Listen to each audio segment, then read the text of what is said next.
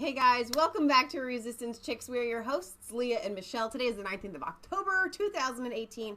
It's Friday. And Michelle's battling cold. And I'm winning the battle with rest and tea and honey and lemon and tea and honey and fire cider that tastes like something that would cast out demons. It's disgusting, it's vile, it's very powerful. So yes, I'm fighting a winning battle on this this cold. But anyway, today is our weekly roundup where we kind of bring you all the news that's been going on all week long. Even though we went live on Wednesday. Yeah, and we did Diamond and Silk on Monday. Mm-hmm. We did Trump rally last Friday. It's been a busy week. Yeah, it really has. It's the cold. Hence the cold, probably from the drunk people. Or the movie theater. I'm going to try not to blow my nose on camera or cough or hack. I'll step. That's awesome. All right, so on Wednesday, we talked about these migrants headed up from Honduras. And Trump has really kind of laid down the law and said, we're going to cut off funding. Yep. His tweet was really powerful. Unless you guys... It will stop. And then he put end. In parentheses. Well, that's really great. Jack Posobiec, I like what he said about this particular video. It says, this is an ad for a border wall.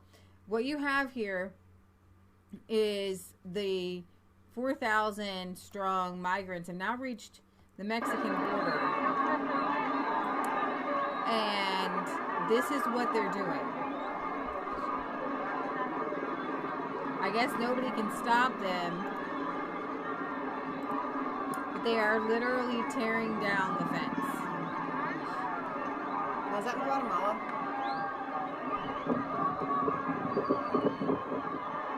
Well, it's in Mexico. I think the picture that I got, I think, was from Guatemala. The thumbnail that's up.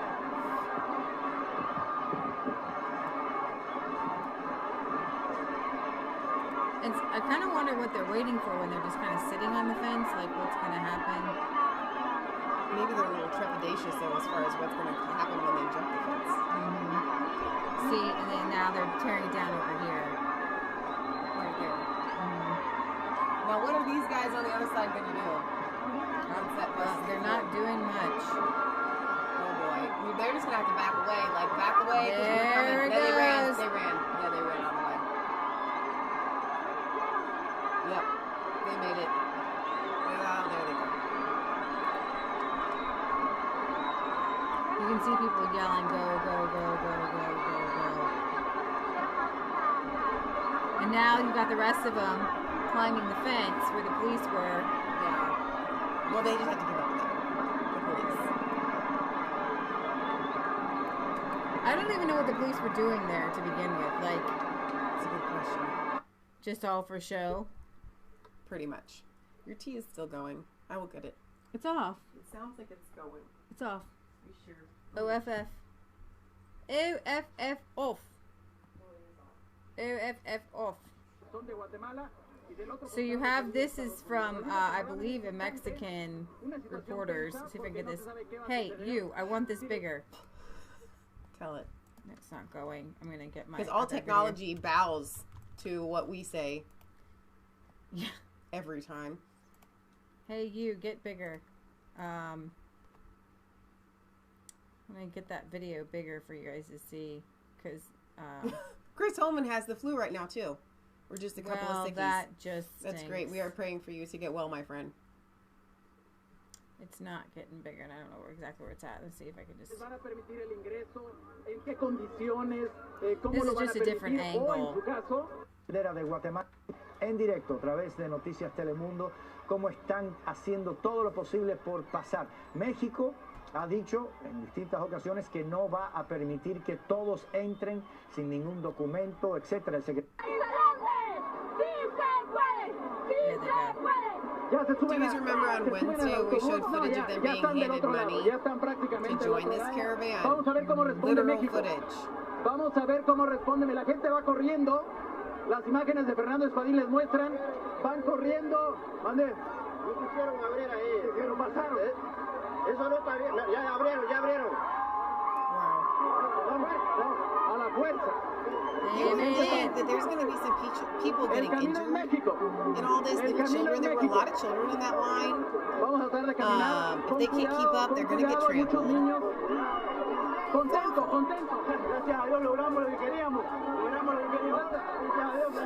Andiamo! Arriba, arriba! Let's move it! That is pretty sad border patrolling. Yeah. I have to say. So, the more than 4,000 migrants forced their way into Mexico after storming a border fence with Guatemala. Mexican authorities previously vowed they would turn back any migrants who did not follow the immigration law, although they were just kind of waiting for them to just, oh my gosh, you overwhelmed our fences. Not much we can do here. I don't think they were giving it any effort whatsoever. No. The rush is the latest development in the caravan originating in Honduras, when there was about 1,300, and then just kind of got bigger and bigger. The caravan caused the Mexican government to announce it would enforce immigration law and turn back those who do not obtain a visa to travel through the country. Despite the threat, the caravan grew in size to more than 4,000. So, yeah. There you have it, folks. So Adeline says that Trump just told the media that if Mexico does not stop them, then he will order the military to. Chris Holman says, update, that he's probably going to come back to his channel after the first of the year. Okay. That would be awesome. So I wanted to pass that on to you guys. Let's go, speaking of Donald Trump, let's take a moment and let's just go over Donald Trump's tweets this week. Yay! Since we should Wednesday. have like a segment we should have like a dance or like, music or something for Donald's tweets. So Donald Trump tweeted this out yesterday, the video. He says, "Can you believe this and what Democrats are allowing to be done to our country?" This is them being paid. This is what I was talking about, what we showed on Wednesday. Trump tweeted this out. That's really great. I think he's got his son in his Twitter feed, and so when Donald Trump Jr. tweets something out, yeah, no, that's so great. I love Donald Trump Jr. was in Missoula, Montana. What are you doing? And yesterday, there were people lined up for hours, for days, or I don't know if it was days, but for hours, all day.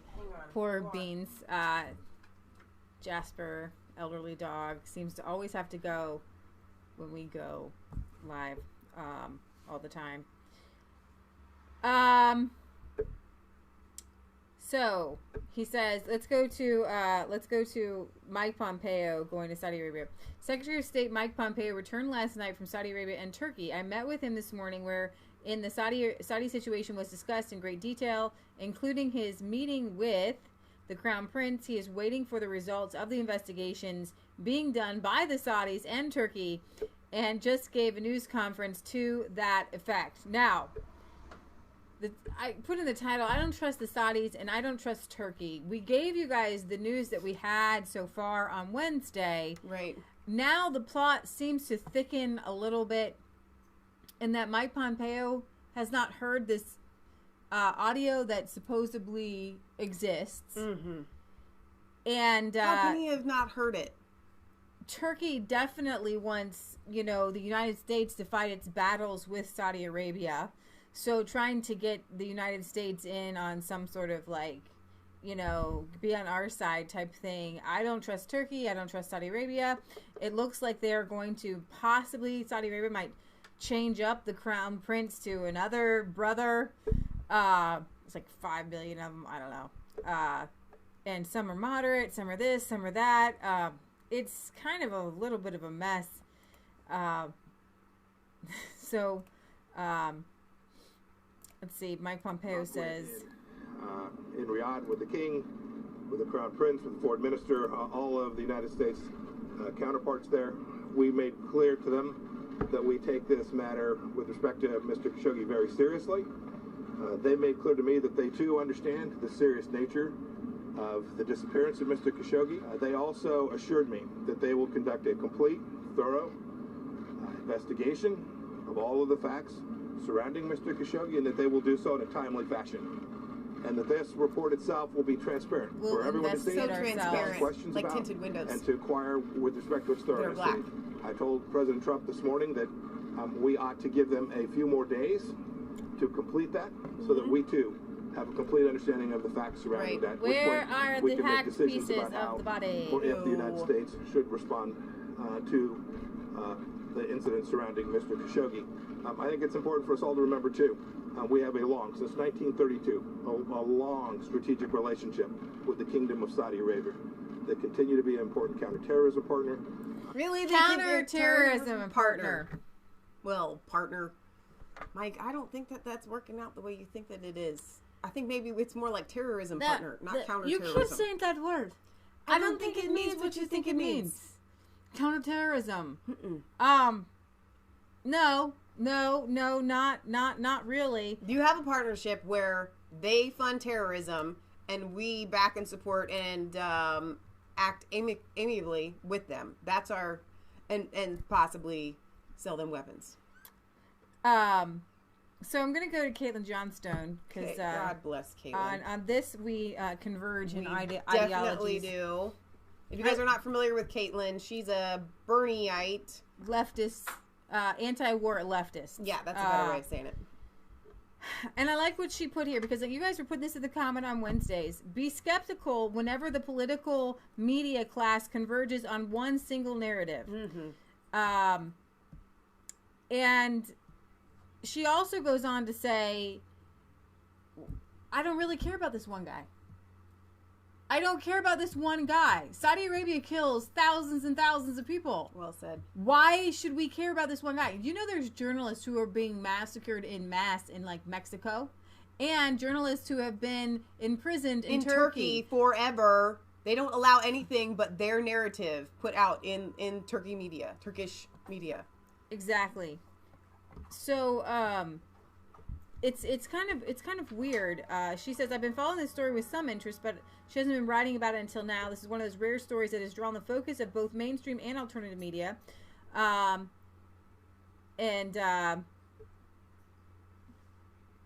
latter because it's seen as an opportunity to criticize the West's extremely immoral involvement in the depraved activities of a murderous theocracy, and because it's an opportunity to attack the hypocrisy of the establishment in decrying the murder of a single man, while ignoring Saudi Arabia's far more unconscionable behavior, like its war crimes in Yemen and the facilitation of bloodshed in Syria. Killing one man is very, very far from the top of the list of the most horrific things that Saudi Arabia has done. Criticizing them for that is like criticizing Henry Kissinger for not tipping well at restaurants. The dominant anti-establishment criticism of the mainstream coverage of this story has been that they're only upset at the Saudi royals now because their bloodshed finally touched a member of the political media class, who are meant to be untouchable. But hey, that could be it. Who knows? It is possible that all we are looking at is the Saudi monarchy killing and killing with impunity until it killed someone the pundits and politicians are likely to meet at a cocktail party. And that's the sole reason for the extensive coverage this story has been receiving about a government whose crimes are normally ignored. She says, I remained very skeptical that that is the whole truth, however. She says, I haven't journeyed in the fray of commentary about this story because I do not trust it. We are being told that Khashoggi had an unpleasant encounter with the business end of a bonesaw, but we've seen no evidence of it. We've been told that there is audio footage of this happening, but only unnamed Turkish officials are cited as a source of this claim. I don't blame alternative media outlets for jumping on opportunity to criticize an overtly despicable part of the U.S. centralized empire and political media class' shameless complicity therewith, but the fact that the propagandists now happen to be focusing on an enemy of truth and peace right now is not a legitimate reason to begin trusting them or their narrative. Whenever you see the politicians and the media all converge in agreement across political lines upon a single narrative with a great deal of focus and promotion, it's time to turn up the dial on your skepticism, especially when that narrative involves foreign policy. The Middle East is a hotly disputed and strategically essential zone. One need only to read this Saudi media column threatening dire consequences should the U.S. impose sanctions on it over Khashoggi to see this. The article reads like a crash course in the geopolitical relationship between the Middle East and the Western Empire, saying Saudi Arabia could triple or quadruple the price of oil in response to sanctions. So we should let them do whatever they want. Pull out of its extremely lucrative petrodollar arrangement with the U.S., cut the U.S. off from one of the top 20 economies in the world, form an alliance with the KSA's heretofore rival of Iran, and ending with the assertion that if Washington imposes sanctions on Riyadh, it will stab its own economy to death, even though it thinks that it is stabbing only Riyadh. Now this from one of our strategic partners who holds us by the neck, by the ear, and says, listen, we shall do what we want to do, because if you don't allow us to do what we want to do, we will kill you. Strategic partner! Strategic partner! No, that's a pretty good strategy. Partner. It's a really good strategy. Oh my gosh. Oh my gosh. Oh my gosh. And to top it all off, this chick, I don't know where she went. But shoot, Alex Jones. This woman here, Cynthia Farrahat from Alex Jones Today, she is, I brought up her webpage. She is an Egyptian author, columnist, political analysis, writer, and researcher. Co-founder of the Mizr Ilm and the liberal Egyptian parties, which stood for peace with Israel, capitalism, and the abolition of theocracy. She is on Al-Qaeda-affiliated group's hit list and was officially banned from entering Lebanon for her work for regional peace. Wow. She is on long-term surveillance by the State Security Intelligence Service before moving to the United States. So, she says that this guy, Khashoggi, is actually part of the Muslim Brotherhood. Really? So she says there's a lot more here than meets the eye. Okay, good. Now she also says that Saudi Arabia should be punished if they did do this. Mm-hmm. But she says that this guy is not this wonderful beacon of anti-Islamism or anything when he's talking against Saudi Arabia. Right. He's just against a certain political More infighting. sect in Saudi Arabia, and that's why he works or worked Not heretofore anymore. for Saudi Arabia. Speaking of this and coming back to this story, I'm not exactly sure what part of this I have queued up, because she kind of goes all over the place. She starts to talk to Alex Jones about censorship, and what I have found, take a moment to talk about censorship. What I have found with those who are supporting Alex Jones, Yeah. a lot of them who are still eager to be on his show, still not ashamed to be associated with Alex Jones, Right. are women. It's like, why are the men so afraid of losing their status? Because Alex Jones used to have so many people on his show. Yeah.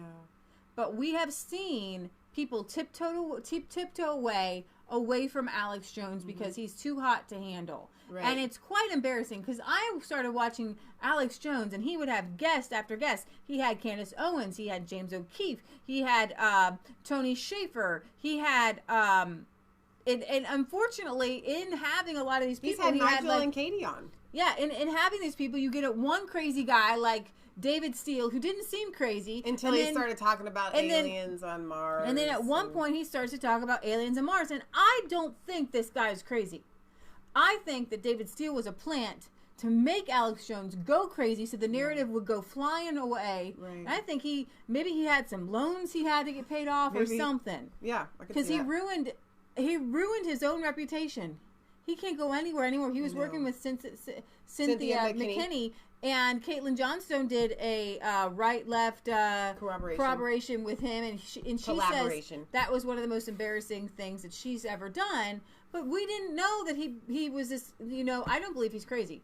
I believe he was a plant, and that's what you have to recognize when you have these. You mean implants. you don't think he really believes there's aliens on Mars?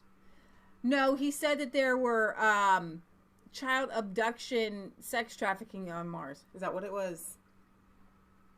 Yep. So you don't think that he really believes that? Nope. Right. Not one piece of me ever. I know it for a fact. There's absolutely no way. So he says this on Alex Jones, and then Alex Jones has to be like, what?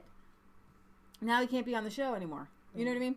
So anyways, she backs and supports Alex Jones. She's calling into his show. And there are, when I'm on Twitter, I see the women back and support Alex Jones more than the men. It's like, seriously, get a backbone. Come on. You can just tell that the narrative is we have to ban Alex Jones and then we'll ban everybody else. Yeah. And I'm going to get to that too, because the left is being banned as well.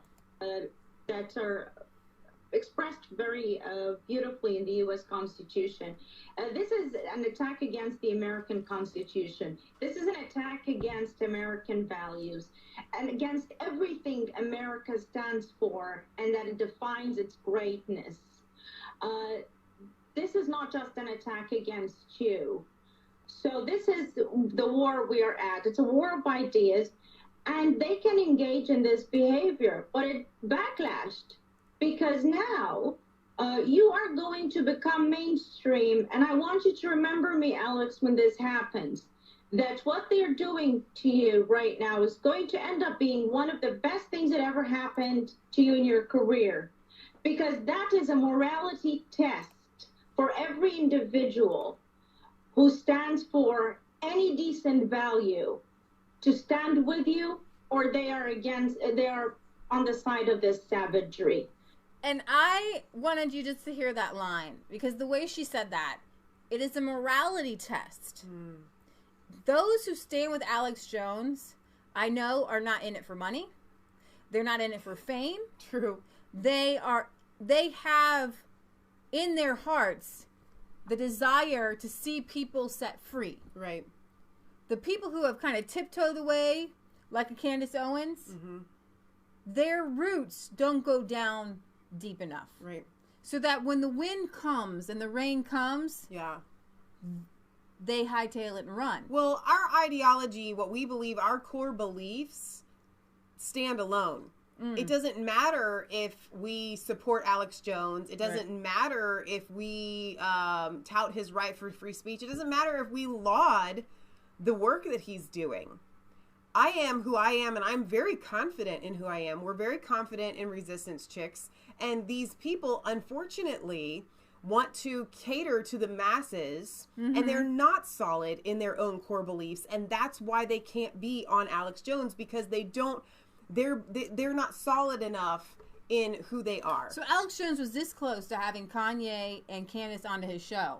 Right. But Candace had to pull out because she doesn't have the root in her. She's only been a conservative for like a year and a half. Right. She doesn't have She's it within still wanting her, to be accepted by the masses. And Don't get me wrong, and I applaud what Candace is doing as well. I don't have to down her to say Candace was a little bit, she kind of hightailed it and a little bit cowardly. That doesn't mean what she's doing is no longer credible. That doesn't. And we have to be able to call out the differences. Right. Exactly.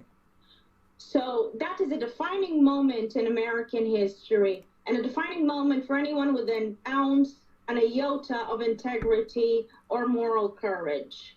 So when I called your show, you said this is Fight Club now. Your show is becoming Intellectual Fight Club.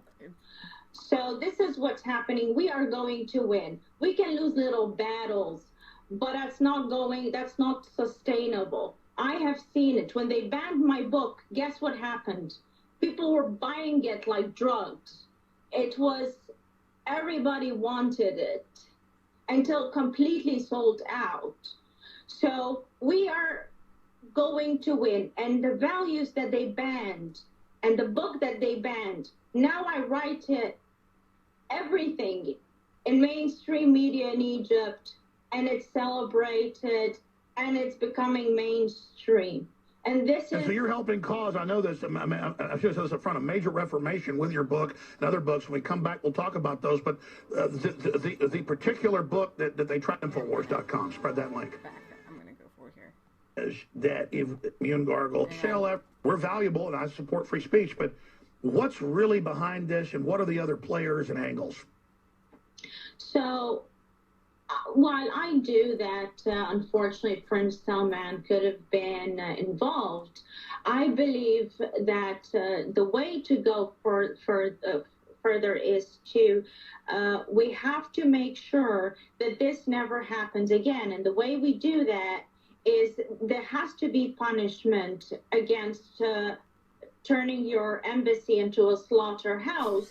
Because if this passes, every third world hellhole will be turning their embassies into slaughterhouses for dissidents who enter there for whatever reason. for those of you that may not be aware or familiar, but embassies are like little countries within countries. They have diplomatic immunity. They can get away with whatever they want to get away with. And so what she's saying is, if there isn't a repercussion for Saudi Arabia turning their embassy in Turkey into a slaughterhouse, then you're going to see all of these other Muslim-led, countries, when their embassies, this could happen in the United States if there's not repercussion done right now. Reason.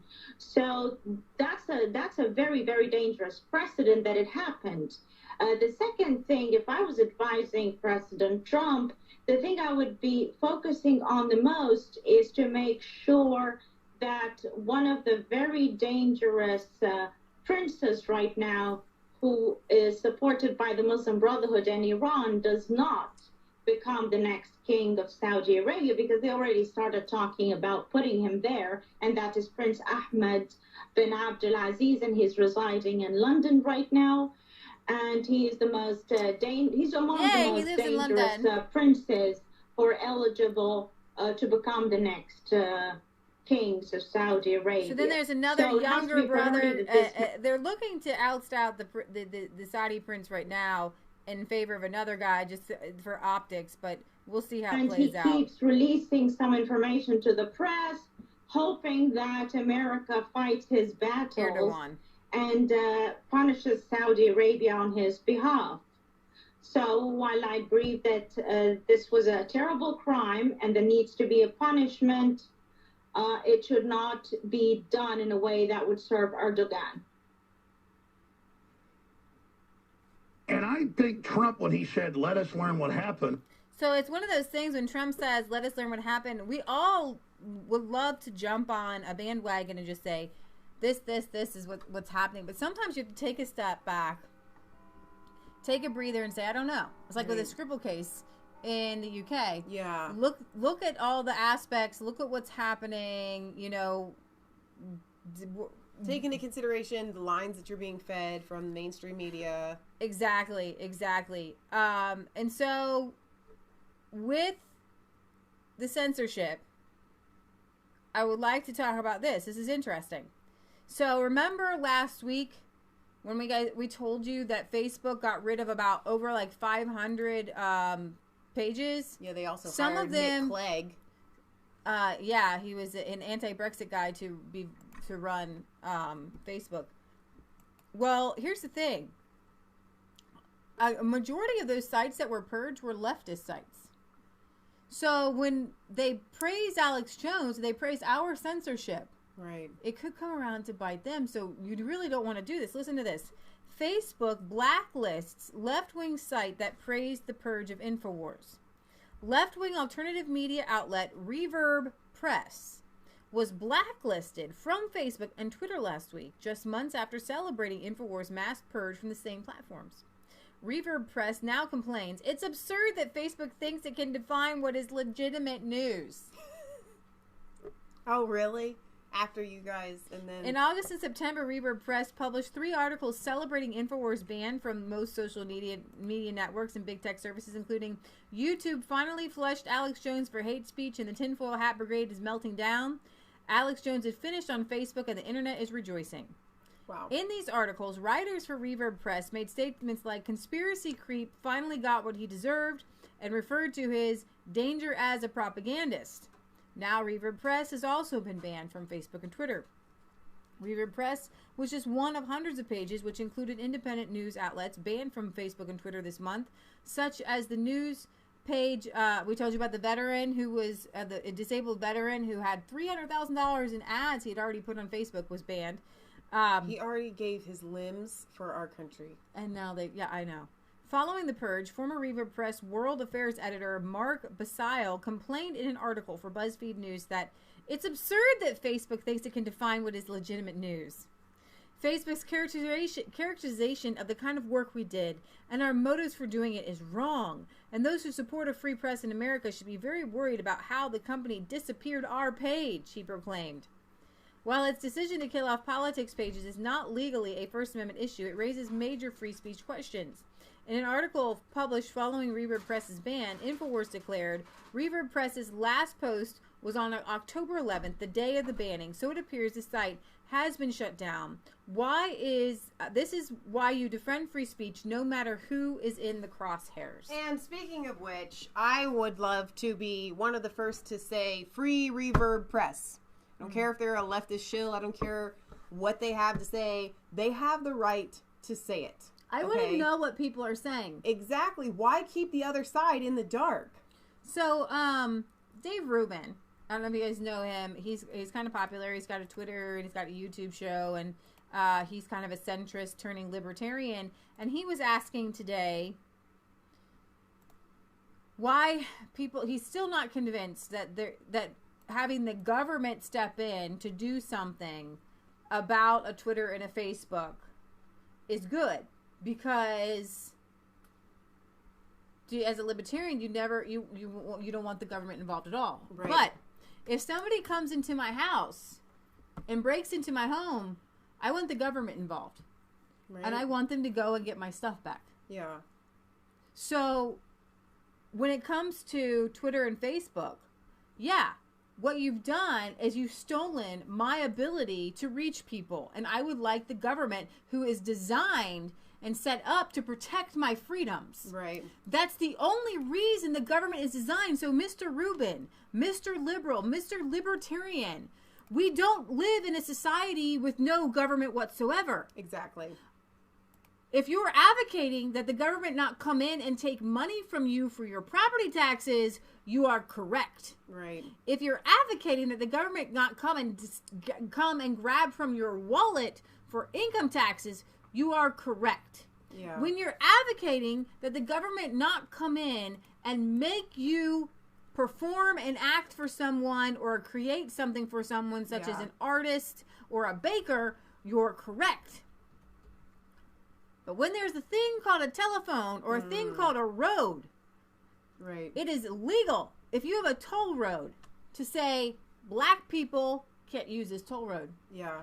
Only Jews can use my toll road. Only Muslims can use the toll road. Yeah. If you have a road that is designed for public access, and it is a majority public access road, then you need to make it open for all. And I think Mark Dice I was trying to find it, he had a meme that one of my friends had shared, and he was pretty much saying the same thing that we've said all along, is that this Facebook and Twitter censorship is exactly like if the telephone company shut off your telephone service, or your internet service for that matter, because they didn't like what you and your friends were talking about on the phone.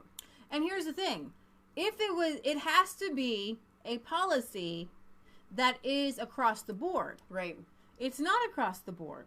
It's not a policy that says we don't allow swear words, we don't allow pornography, right, we don't allow, things that are definitive.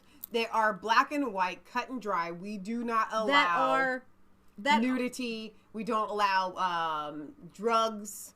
You know what I mean? Pictures of trying to encourage kids to do drugs. Things that are universal. Yeah. Universal. It has to be universal. But it doesn't even have to be a universal opinion. It just has to be a universal standard that we all understand, that we all can comprehend. We understand, all right, the F-bomb's not allowed to be used here. No offensive language, So speaking of that, there is a meme that David Knight was taken off of Twitter. While you find that, I don't know if you have the footage of this. It's not that worth playing. But speaking of the left doing things that ends up coming back to bite them in the rear, Nancy Pelosi was heckled, booed, cursed out of a restaurant by Cubans down in Florida. And I watched the footage, and there was a man that used the F-bomb at her several times. And there was a Cuban lady that had a MAGA hat on. I'm assuming she's Cuban. Racially profiling, whatever. And I was really disappointed. Yes, they are getting a taste of their own medicine. Yes, that is bound to happen. But as a sound-minded American, I would ask those of you that watch our show would take a higher approach. Because if I'm going to be upset at, this happening to Ted Cruz or Sarah Huckabee Sanders or something like that, I have to still retain that same standard of this is not how we do this thing. Okay. If there is somebody out there like a Nancy Pelosi and she's giving a speech and you show up there and you yell or whatever, okay, fine.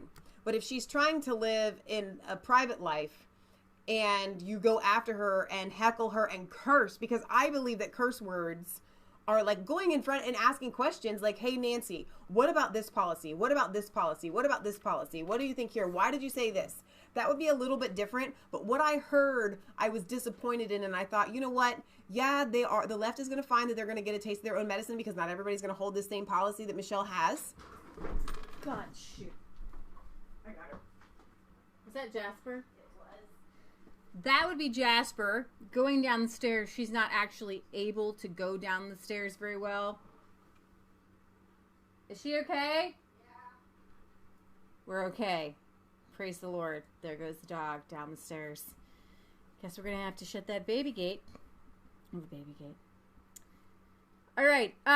So Michelle's going to talk about Nancy Pelosi when she gets back. But Hillary Clinton, we joke for a long time about her being reptilian. Is she really okay? Yeah, Matt's going to take care of her. She hasn't done that in a long time. She hasn't tried to go down the stairs in a while. David Knight was talking about Hillary Clinton and this satire article from the Babylon Bee, and David Knight's channel was taken down. I am not even kidding you. David Knight, let's see. It was taken down. I'm not exactly sure. Yeah, it was banned. It was censored. He was censored. I know he was on Alex Jones Talk About Today. But here's the story.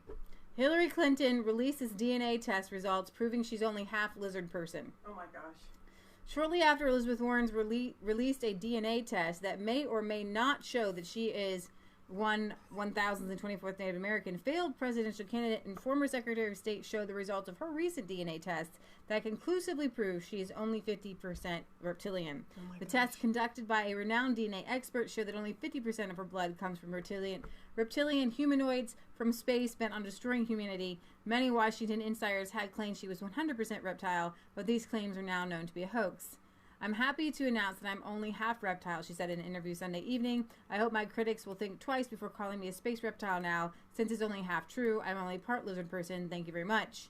But she was quick to point out that whether or not she's an Earth-conquering reptile is irrelevant, quipping, what difference at this point does it make? At publishing time, Clinton had admitted the remainder of the DNA was that of a Cylon. Right. That's okay, so there was another meme going around that it said Hillary Clinton 0 and 1,024th president. Yeah, that's awesome. Here's the thing. During the election of 2016, there was a lot of, and some of it was not true about Hillary Clinton. Right. But equally, there were articles about Donald Trump that were spreading around that were not true. Absolutely. Especially the Russian narrative. Yeah, the PP Gate. Yeah. So they were, how much more dangerous was it to have the government of the United States, FBI, peddling the lies. Right. Peddling lies out there, the whole mainstream media saying that the Russians had hacked our election and they had joined with Donald Trump, that is just as dangerous as anything about Pizzagate or anything about Hillary Clinton, okay? And that is what the censorship is all about. Right. And Dave Rubin still doesn't get it. And a lot of libertarians still don't get that Facebook, if it was left alone, would not be censoring people. Yeah. Mark Zuckerberg, when confronted saying, you know, all the Facebook shares about Hillary Clinton, I had fun. Raise your hand if you had fun in August and September and October, just waking up every day being like, what's the new WikiLeaks? What can we share? What's in the Podesta emails? Right. And we're sharing and millions of people are talking negatively about Hillary Clinton. And so they presented this to Mark Zuckerberg and they said, do something about it. Right. So this is the government. This is the government. Yeah. The deep state government. That's a really good point. I don't know if anybody's talked about that yet. That's exactly what this is all about. This is not Twitter saying we're going to ban conservatives here and there. Right. This isn't YouTube. Now, YouTube and Facebook were eager to get on the bandwagon. But Mark Zuckerberg, for all of his faults, his initial reaction shows that he was for free speech. Yeah. That he wanted conservatives and liberals to be able to engage in conversation. And why not? But Jack Dorsey was not. That was not what he wanted. And I think I have it up. But so did you guys gather what Leah's saying? Is that even from a libertarian standpoint, viewpoint, whatever you want to say, it's not exactly that, oh, Facebook is its own entity and they should be allowed to do whatever they want, and as a libertarian I have to take that stance. Mm-hmm. They literally were pressured by the government. And even if they weren't pressured by the government, being pressured by any other big company, whether it was monetarily or what have you, that still is wrong. But they were pressured by the Democrats. They were pressured by George Soros. They were pressured by the Hillary Clinton campaign. Yeah. They were pressured by everybody who wanted, and they were even brought before Congress, and it was under the guise of Russian influence. Yes. But it wasn't about Russian influence. Right. It had nothing to do with the Russians. Well said. And that's what this is about. It was deep state shutting down our voices in the guise of fake news. That's what they came out with. It was fake news. Hillary Clinton isn't president because of Pizzagate or this or that. No, Hillary Clinton isn't president because she's just a really bad candidate. Yeah, and back on the topic, and just for any of our libertarian viewers that are having trouble juggling this, you need to understand something. As a libertarian, free speech is also a libertarian view. Right. Okay? So how do you reconcile the fact that Facebook is its own company, even though they have gone public, for one, and they have become almost a utility, and they are asking for the rights and protection that come with being a utility, meaning if somebody posts something that's bad, let's take a look at any of these terrorists that have committed acts and they posted about it on Facebook or whatever. There's no repercussion there because Facebook says, listen, we're pretty much like a utility. You can't touch us. What people do on our, platform, so they want the rights and privileges and protection of a utility, and at the same time, they still want to operate as a single entity, and they can't have it both ways. Right. So they either have to be held responsible for all the terrorist acts or any kind of bad thing that has happened as a result of Facebook, which you can't do because it's a no-brainer that they have become a utility. So I wanted our libertarian viewers I wanted to help walk you through that process. Right. We're talking about the censorship, but I also want to go to this article again, back to talking about Saudi Arabia. This is from Breitbart. The establishment media's concern for Jamal Khashoggi is fake news. Let's assume the terrible rumors are true, that an unsuspecting Jamal Khashoggi walked into a Saudi consulate in Istanbul only to be tortured and killed. Well, there is no question that is an awful thing, and we should feel terrible for him and his family. In the overall existential scheme of things, it is time to turn off CNN and stop playing pretend. These things happen pretty much every day in that part of the world, and now we are being conned by the establishment media with a shiny piece of fake news. According to the media, over the likely death of Khashoggi, we are now supposed to get twisted into all sorts of knots and drop our support of Donald Trump and want to blow up America's relationship with Saudi Arabia, our most important ally in the fight against Iran. Now, I don't believe that line is true. However, they do want to blow up the relationship between Donald Trump and anybody. Okay? There's $100 billion arms sale that they say will benefit America and Americans. I don't want this arms sale to go through. I'm of the Rand Paul, okay? He says, again, I'm not trying to downplay the horror of what probably happened to Khashoggi, but this is life in the modern Middle East. What's more, Khashoggi knew the stakes and still played with fire with his support of the Muslim Brotherhood and other sensitive political activities, not to mention a palsy-walsy relationship with Osama bin Laden. So why are we supposed to care so much about this particular human life that our extreme caring will blow up Trump's Middle East policy, a policy that actually seems to be working? That's what the article says, but this is where I diverge from President Trump. Oh, I see, because Khashoggi was a journalist, a sacred journalist practicing the sacred art of journalism at the sacred left-wing temple of the Washington Post. And this is why his life matters so much more than any others. Sorry, no. Call me a monster, but I do not put any additional moral weight on the life of a journalist. Alternatively, as much as I despise the media, I do not put any less moral weight on the life of a journalist. When it comes to such things, a life is a life, an individual is an individual, and every human life matters. Again, he's like, I'm not downplaying the terrible, tragic murder of an individual, But what is flat out immoral is the establishment media trying to gaslight us into believing a journalist's life is more sacred than that of a truck driver, that bothers a me construction as well. worker, a school teacher, or God forbid, a child. And yet, in a terrible world where every day Jasper is okay, praise the Lord. In this country, innocent children go missing.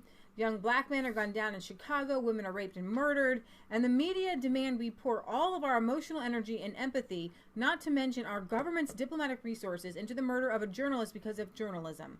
I will not be emotionally blackmailed by an arrogant and provincial media abusing its wicked power to place the life of one of their own above the life of all the children who will go missing today, all the women who will be assaulted, all the servicemen and women currently serving in harm's way, all the murder victims, all the gunshot victims.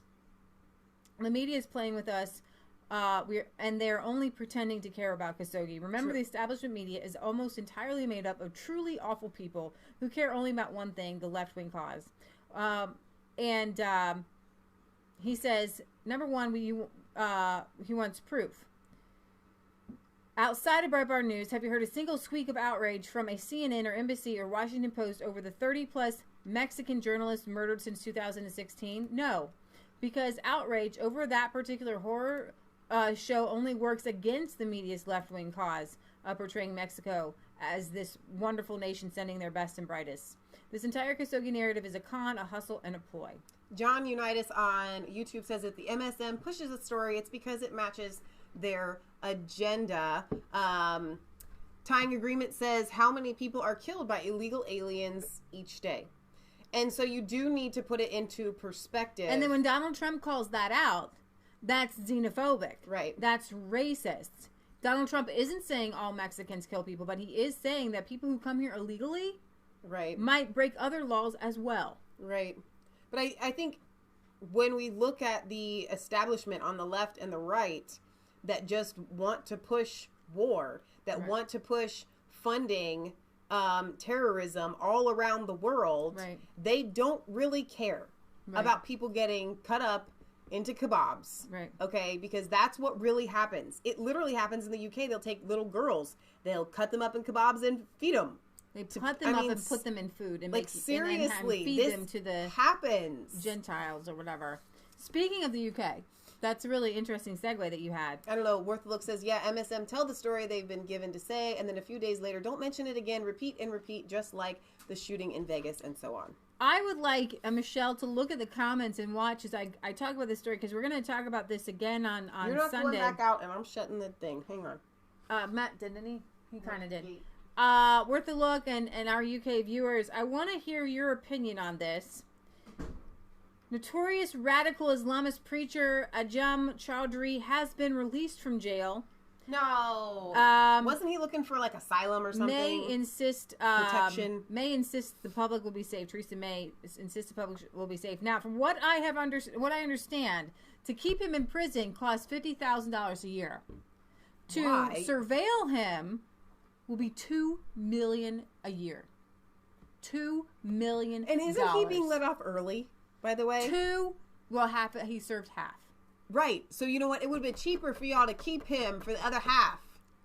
If somebody needs surveillance for $2 million, that person doesn't get to stay in your country. If a person needs to have surveillance because he is a hate preacher and going to radicalize people, he is connected to so many bombings in the UK. He is connected to jihadis. He's connected to people going to ISIS, and he has not been singing Kumbaya.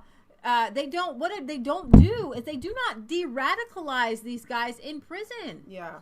You know, they don't sit down and do, whole Western democracy, history of the UK, going through the charters of freedom and things like that. Tim Smith says he is a dirtbag. I do not like that man. Listen to some of the rhetoric on tapes. He is a horrible person. Arguably the UK's most infamous Islamist preacher has walked free from prison Thursday night as Prime Minister claims authorities will keep the public safe. Stormbear says crazy to release him. He is very dangerous. Ajam Chowdhury, 51, served just half of his 5-year sentence for encouraging support for the Islamic State. Stuart the Brit says he's a bloody informant. And is likely to live off the British taxpayer now he is free. with him and his family given a safe house and not blocked from claiming welfare payments. I don't understand this. This would make my blood boil. Do you know how far $2 million could go to UK citizens that are not promoting terrorism? Worth a Look says, got out in like at the time also. I can bet anything he was radicalizing many prisoners in that time also. Someone even said he should be interviewed on Sky News. Chowdhury, a solicitor from Ilford in East London, once described job seekers' allowances as jihadist seekers' allowances and urged his followers to claim it. He has been linked to a long list of attacks and plots and is even considered a major risk by American officials, with him made a specially designated global terrorist by the U.S. last year because his leadership of the now banned Al-Majroon group. Now, remember, Lauren Southern was banned from entering the UK. Little white American girl, or Canadian. Canadian girl. Excuse me. Same difference. It is claimed he will be subject to one of the most severe regimes ever given to a UK citizen on prison license. He is expected to wear an electronic tag, face a nighttime curfew, and be barred from contacting anyone who has been charged with extremist-related offenses unless he receives prior approval from authorities. However, that's going to go. In addition, his name has been added to a UN sanctions list, which means the government can freeze his assets and bar him from traveling. No, let him go. Just don't let him back in. Unbelievable. The entire operation to monitor Chowdhury and enforce his release conditions could cost the taxpayer about £2 million. Extradited. How much is it going to cost to extradite him back to his home country? Is he from the UK? So, no, he's not from the UK. Majid says, Nawi says, extremist Ajim Chowdhury is out today. It would sound strange now, but 9 years ago, Paxman was still hosting BBC News Tonight. I lost some conservative Muslim friends for being too harsh on him.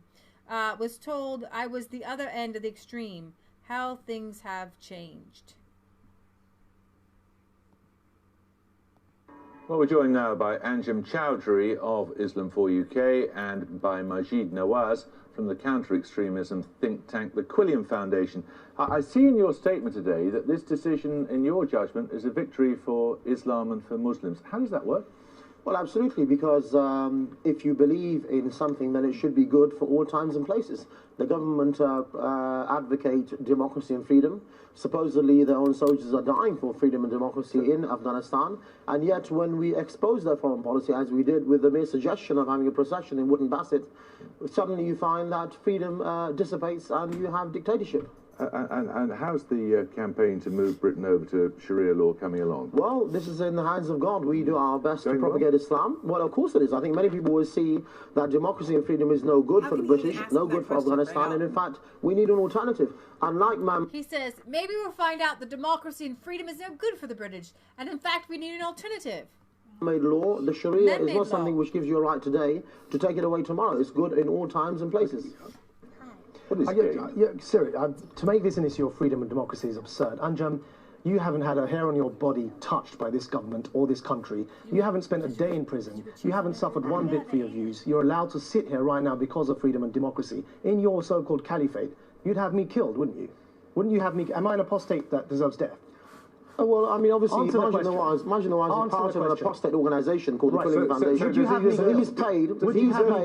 He's paid by Alan Johnson and Gordon Brown to say what he's saying. Anjem, so how many thousands of pounds a year do you get on benefits? This man gets £2 million with his and his organisation in order to fight against Islam and Muslims. Look, he's asked you two questions. Firstly, under your caliphate, he would be executable, would he? He would be judged by an Islamic judge, and then after that... And his second question, his second question, did you hear that?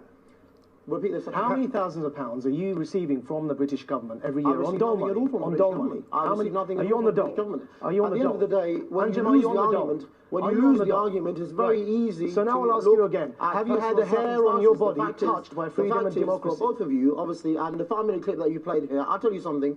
All of you are in one camp, the camp of non-Islam, against the camp of the Muslims. What's the verdict? What the Muslims out there will see, what the Muslims out there will see, is that you have already played a clip 5 minutes long in order order to demonize the Muslims. There's a bunch of lies told by Mr. Watson and that clip. It will take me 5 minutes at least to refute all of those. Do we deserve death? And on top of all of that, you have a chuncher like yourself here propagating what the government wants to do. If he didn't deserve death, then you would just say it. No, you don't deserve death. Right. Can you answer any one of my questions? At the end of the day, we are people. You can gang up on us as much as you want. Ultimately, we're not getting Islam anywhere. will prevail. I want to ask you, just a second, hang on a second. Yeah. What is gained by banning an organisation? You may think he's talking nonsense, but what's gained by stopping him talking nonsense? On this very show, lots of money by margin of once. Hang on. On this very show, I oppose the government in banning Hizb ut-Tahrir. There's a clear difference, even though that was government policy at the time. And the difference is that there are over 20 members or affiliates of his group that are serving in prison on terrorism offences. I met members of his group in a Lashkar-e-Taiba training camp in Pakistan. These people described the 9/11 attackers as the magnificent. We've got the list. Well, no, these people believe to say that the blood by the government. These people, that's the only reason he's saying Anjem, allow me to finish one thing. Hang on, my friend. Listen, you are I've known you for over 15 years.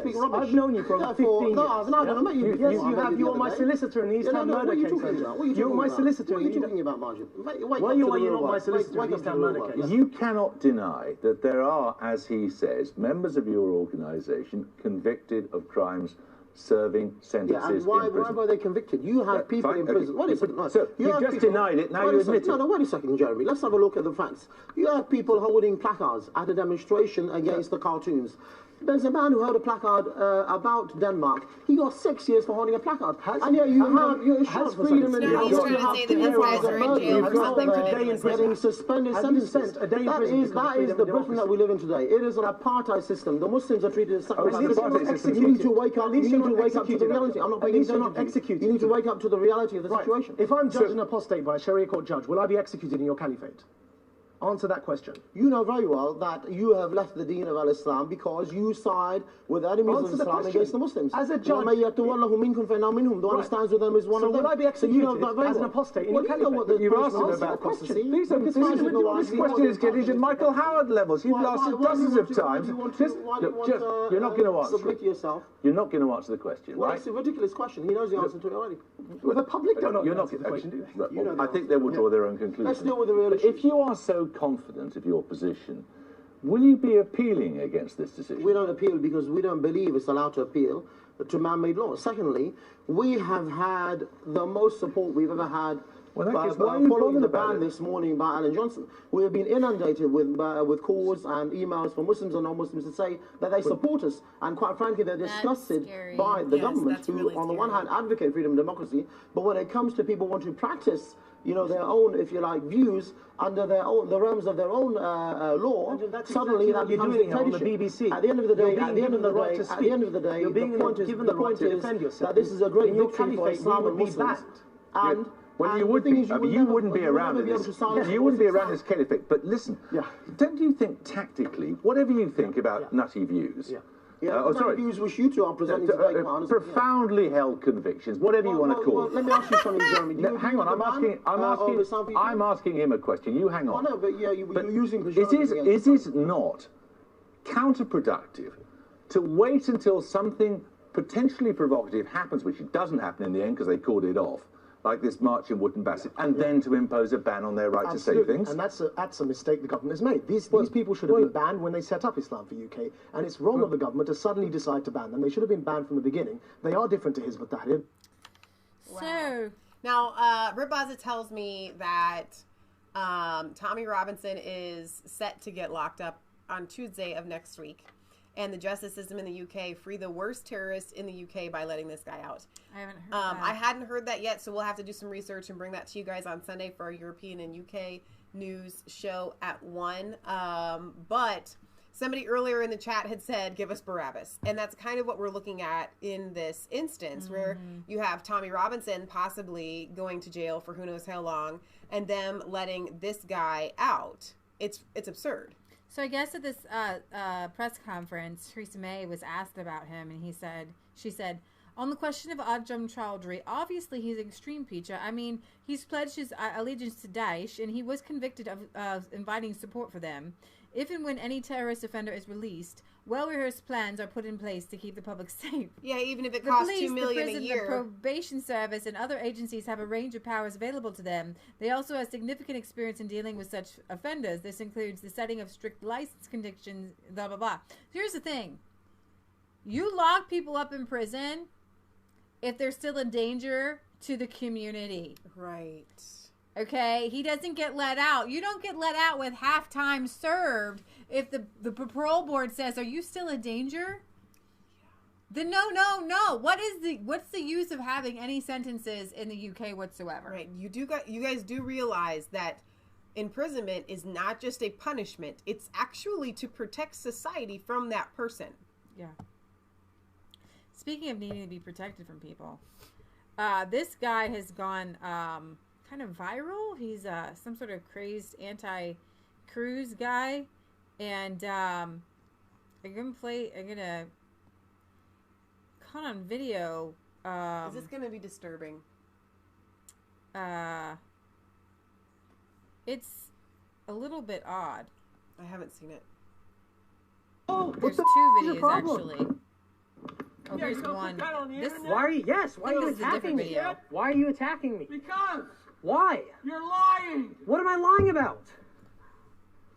I'm trying to tell you. Sir, Sir, you're being reported for assault. You're taking pictures. Sir, you're gonna be reported for I assault. didn't give you permission to take. You're gonna be reported for assault, sir. So this is another video. I gotta get the video on. Because that one wasn't disturbing like I feared. No. Are we gonna show the footage of that guy harassing that lady whose husband died at 9/11? Did we on Wednesday? We did. Yeah, we did. We did that on Wednesday. Mhm. Okay, fine. So oh, that's right. I forgot. Let's see. Where is the crazy man? While you're looking for that, what I'm referencing is there was a woman at a crosswalk in New York City, and this guy is just heckling this lady. He was an Antifa, and she's got this NYPD hat on, and he's kind of like, well, what about your husband or whoever? And she had to turn around and say, my husband died on 9/11. And he was like, well, good. May he rot in hell and all this, that, and the other. The left and Antifa and these people, these brainwashed zombies, they're not just unhinged. I mean, they are off their rocker. They have gone so far beyond anything. Like this guy right here chasing this young man down. It's insanity. And he said, why are you attacking me? Because you lied. Like, these are insane. They have become this generation of people that feel like it's the biting syndrome. That's what it is. It's these kids in daycare. I'm saying it's the same syndrome. I'm guessing that elderly gentleman that was running very well until he was out of breath didn't go to daycare. But in daycare, we see these kids, this whole biting thing is out of control with kids that have no other recourse when something doesn't go their way, that they start biting. It's an epidemic if you're unaware, if you don't know people that have kids in daycare. It is an epidemic in daycares. When I was a kid, nothing like that ever happened, but I was never part of a daycare. And so we've reached this point where when they don't know what else to do, they strike out with violence, with something physical or a verbal assault or something like that. So did you find what you wanted? Yeah. I'm just gonna take them down. If you live here, if it's your property, that's always one. That is my property. It is your property? Yes. Okay. This is... Oh, that's your property too, though, huh? That's my neighbor's property. He's a gun owner. Oh, I'm a gun owner too. I would watch. Be careful. If you guys shoot me over that, that would be great. That would be really, like, appropriate response. That would be. I have bought 100 of these. I'm about to put more out. Cool. All right. Well, I'll feel better about that.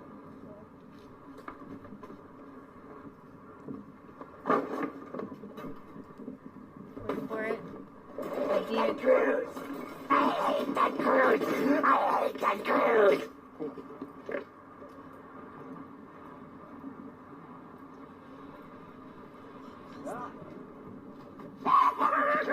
I hate that cruise! I'm not even sure I could do that if I tried. Like, if I physically tried to do that, I don't think that I could do it. What was that? Oh my gosh, that was I'm demonic. You live here for... Let's see if there's... It's long. I've lived here for 15 years, not had this behavior. He just went nuts, tore up our signs. I tore up his Ted Cruz sign because I've lived here for 26 years. Grew up here. You moved here. You moved to Montrose? You're not from Montrose. Man, Ted Cruz does not belong in fucking Montrose. Go to the Woodlands.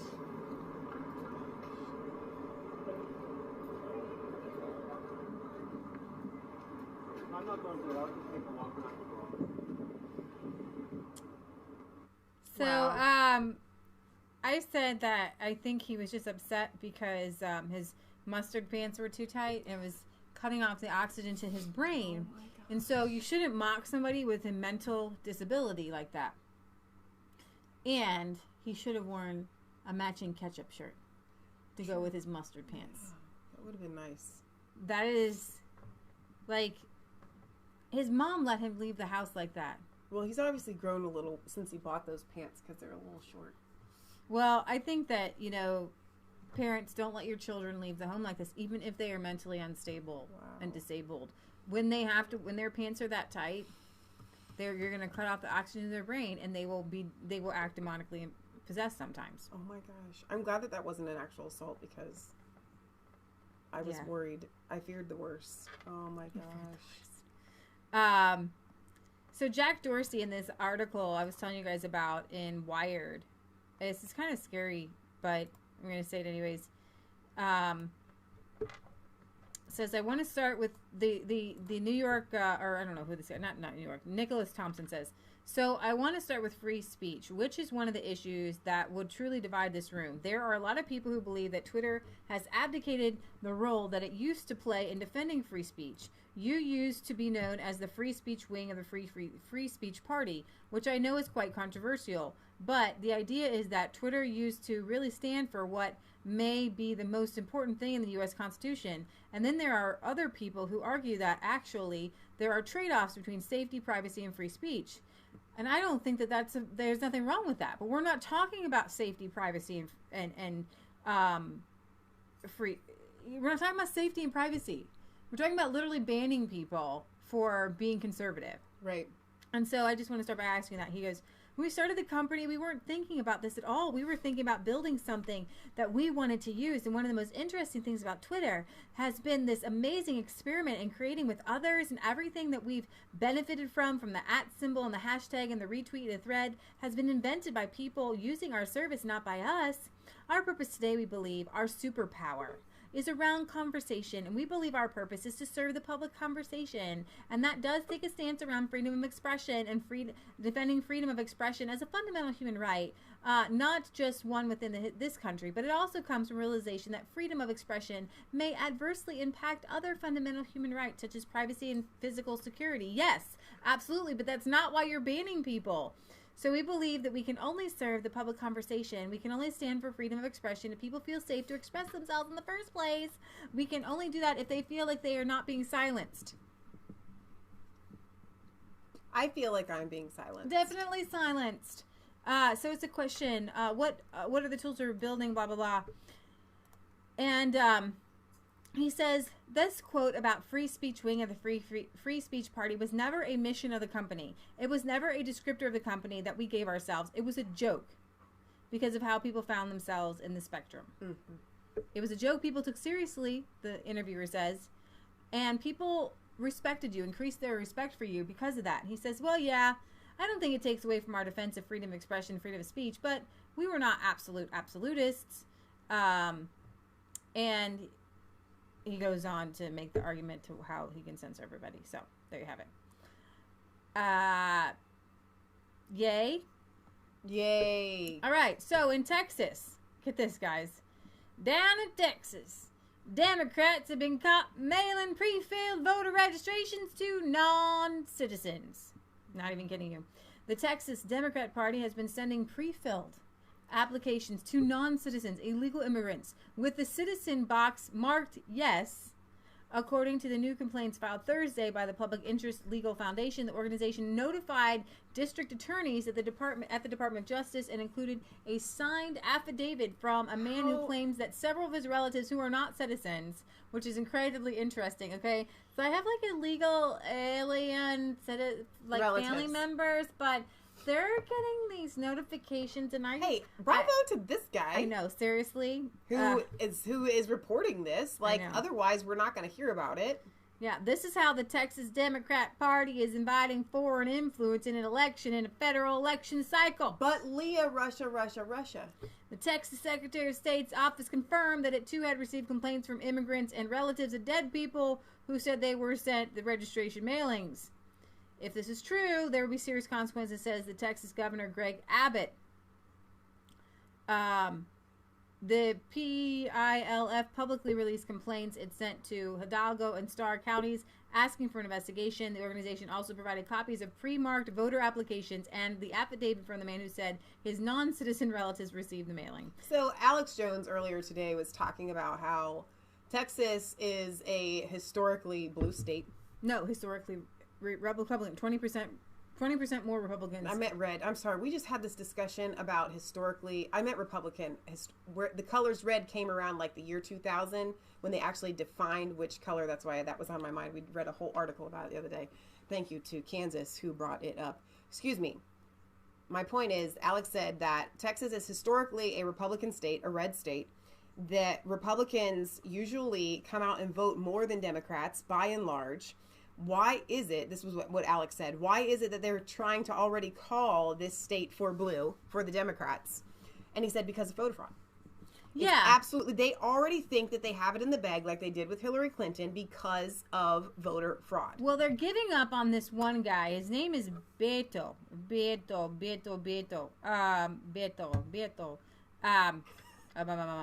Sorry if I'm saying too many ums. I sound like Alexandria Cortez. I'm like.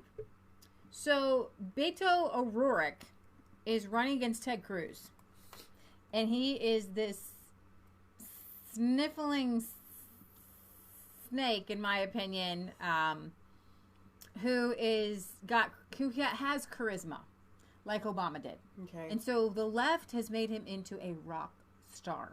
He is in the New York Times, Rolling Stone, blah, blah, blah. They have done their best to prop this guy up against Ted Cruz. Right. But he's still 9 points behind.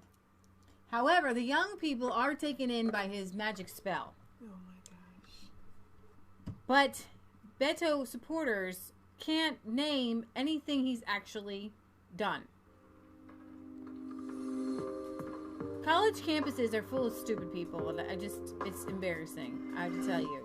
It's the uneducation of America. The big race, Beto O'Rourke versus Ted Cruz. If you had to make a decision right now, who do you think you would support? Beto. I would probably vote for Beto. Of what I know, definitely Beto. If the election were tomorrow, who do you think you'd be more likely to vote for? Beto. I would do Beto, especially because I'm like a woman. I think I would go for the Democrat.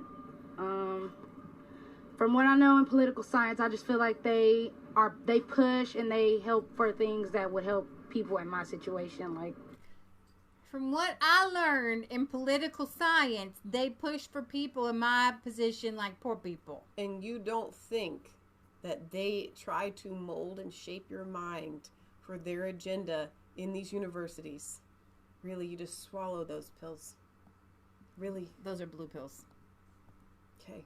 People in poverty and things like that. Are there any accomplishments in his career that you can point to that would make him a good person for office?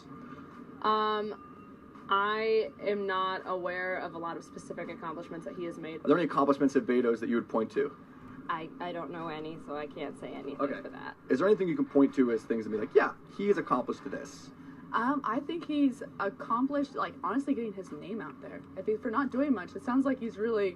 But it's just being popular an accomplishment, though, like career accomplishments. I honestly couldn't point to anything. I'm just trying to, I'm not as educated as I would like to be.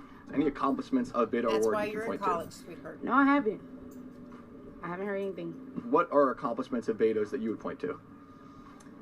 I mean, he's been working really hard with everything that he's been doing around Texas. Maybe he doesn't really have the platform to make a huge difference right now. Those same people That's that are actually probably the best saying answer that any of them have come up with. probably go to a job and they don't get hired and complain about the same thing. Oh, I don't have any experience, but who gives me that experience? Mm-hmm. It's the same concept, man. Like, he may not have any experience, but that still is also an appropriate answer. Push this stuff forward, you know. Okay, now there's a difference between like an entry-level job and the United States Senate, though, right? Okay, I see what you're saying, but you can be as informed about a position without actually doing it. I don't know about personal in-office accomplishments, but I think he has experience and vision needed to do a good job. Beto, I think, resonates with young people because we are more aware. What I like about Beto is that right there, he seems to be inclusive. Can you think of any Beto O'Rourke accomplishments? Unless you count going to jail for DWI an accomplishment, then no. Shots fired. Wow. If you had to decide right now, which candidate would you say you're leaning towards? I'm leaning towards Ted Cruz, most definitely. He's someone I voted for in the past. I really think that he supports family, and I think that's something that's a very important Texas value. And I also really like a few of his other campaign goals. If you were voting tomorrow, who'd you vote for? Ted Cruz. All right, Cruz. And what things about Cruz are you a fan of? He stands for freedom. Freedom to own guns and good on immigration, all that kind of stuff. So. Oh, seems like the Ted Cruz people are a little bit more informed. Right. Beto O'Rourke, Beto, whatever we want to call him. He, what does he look in like? 19... Oh, you want to see what he looks like? Yeah. I want to know. I want to see people's faces. Let's put a face to his name. Beto, here, I'm just going to say Beto. It's weird just to have a name and not a face. O'Rourke.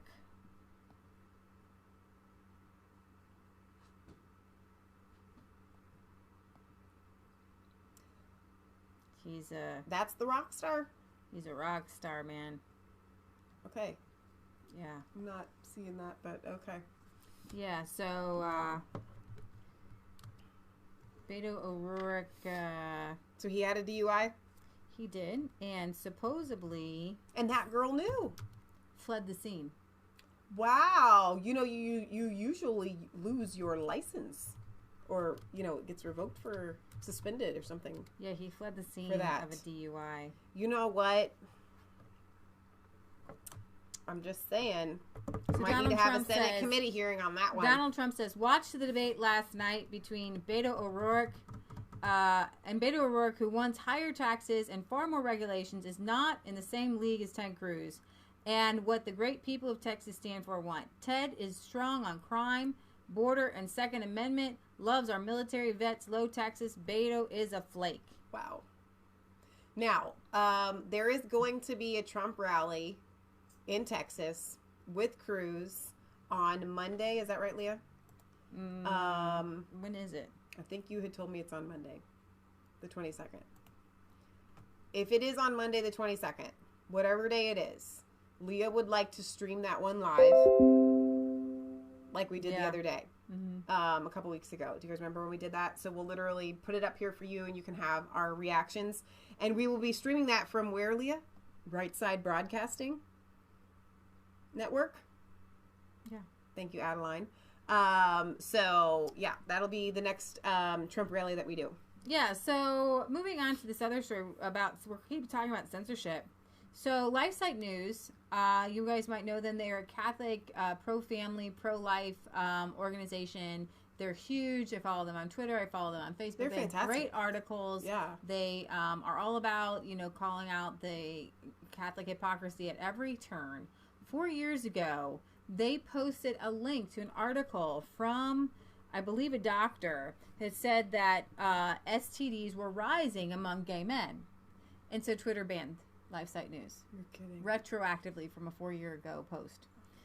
In progressive America today, you're no longer allowed to mention the scientific facts about the spread of STDs among gay men.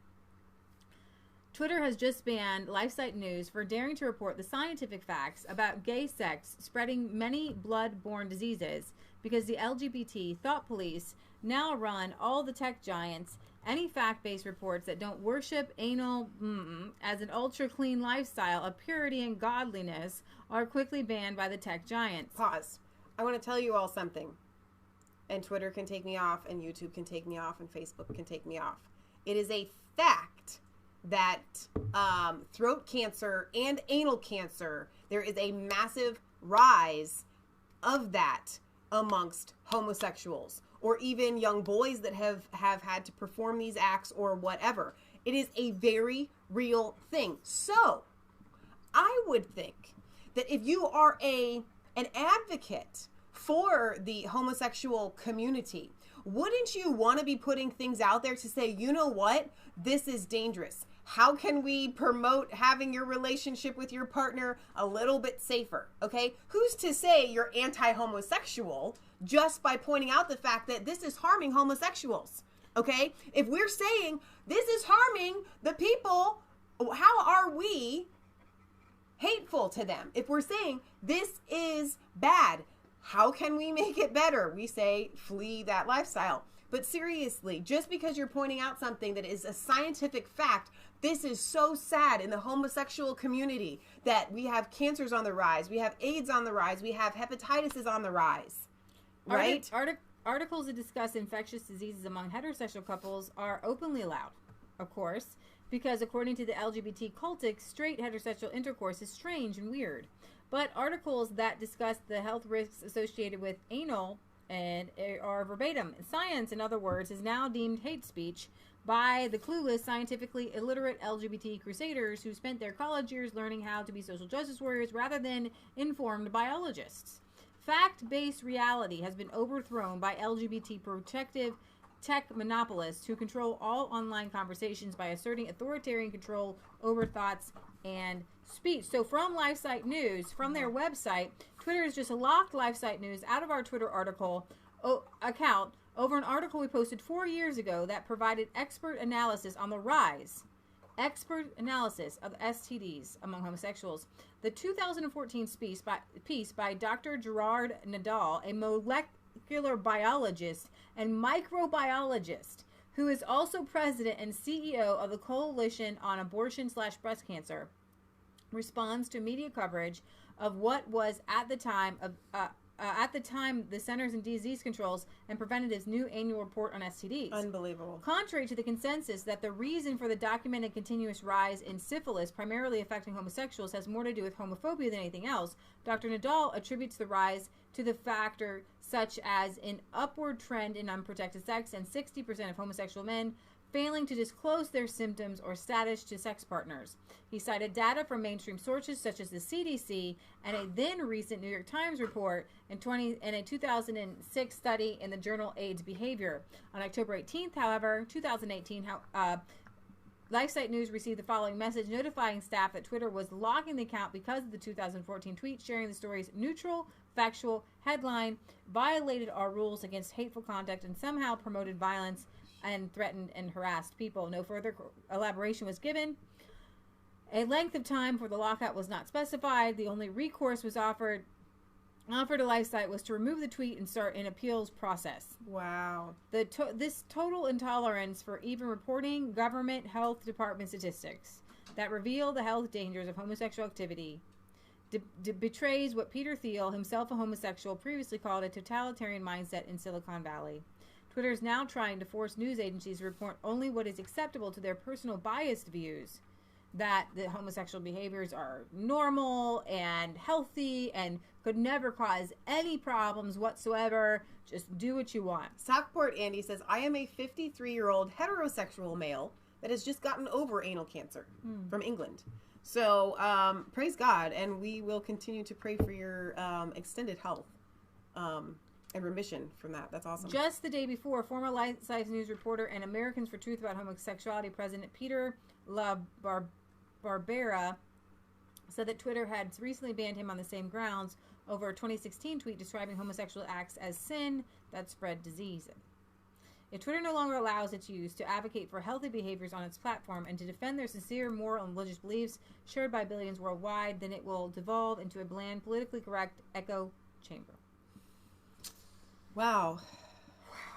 I think that, in all honesty, when you see them retroactively do something like this to any account, you can believe that somebody has been going through their account with a fine-tooth comb looking for, somebody's been instructed. We need to find something on LifeSite News go through their account, find something that we can use, and this is what they found. It took them 4 years worth of stuff. Not 4 years, but I mean, it took them going back 4 years to find something that they could hold on to. They have it out for Imagine these the conservative hours sites. of resistance chicks somebody's going to have to watch. Oh my gosh, I want to tell you guys something. Okay, because I am going to say it.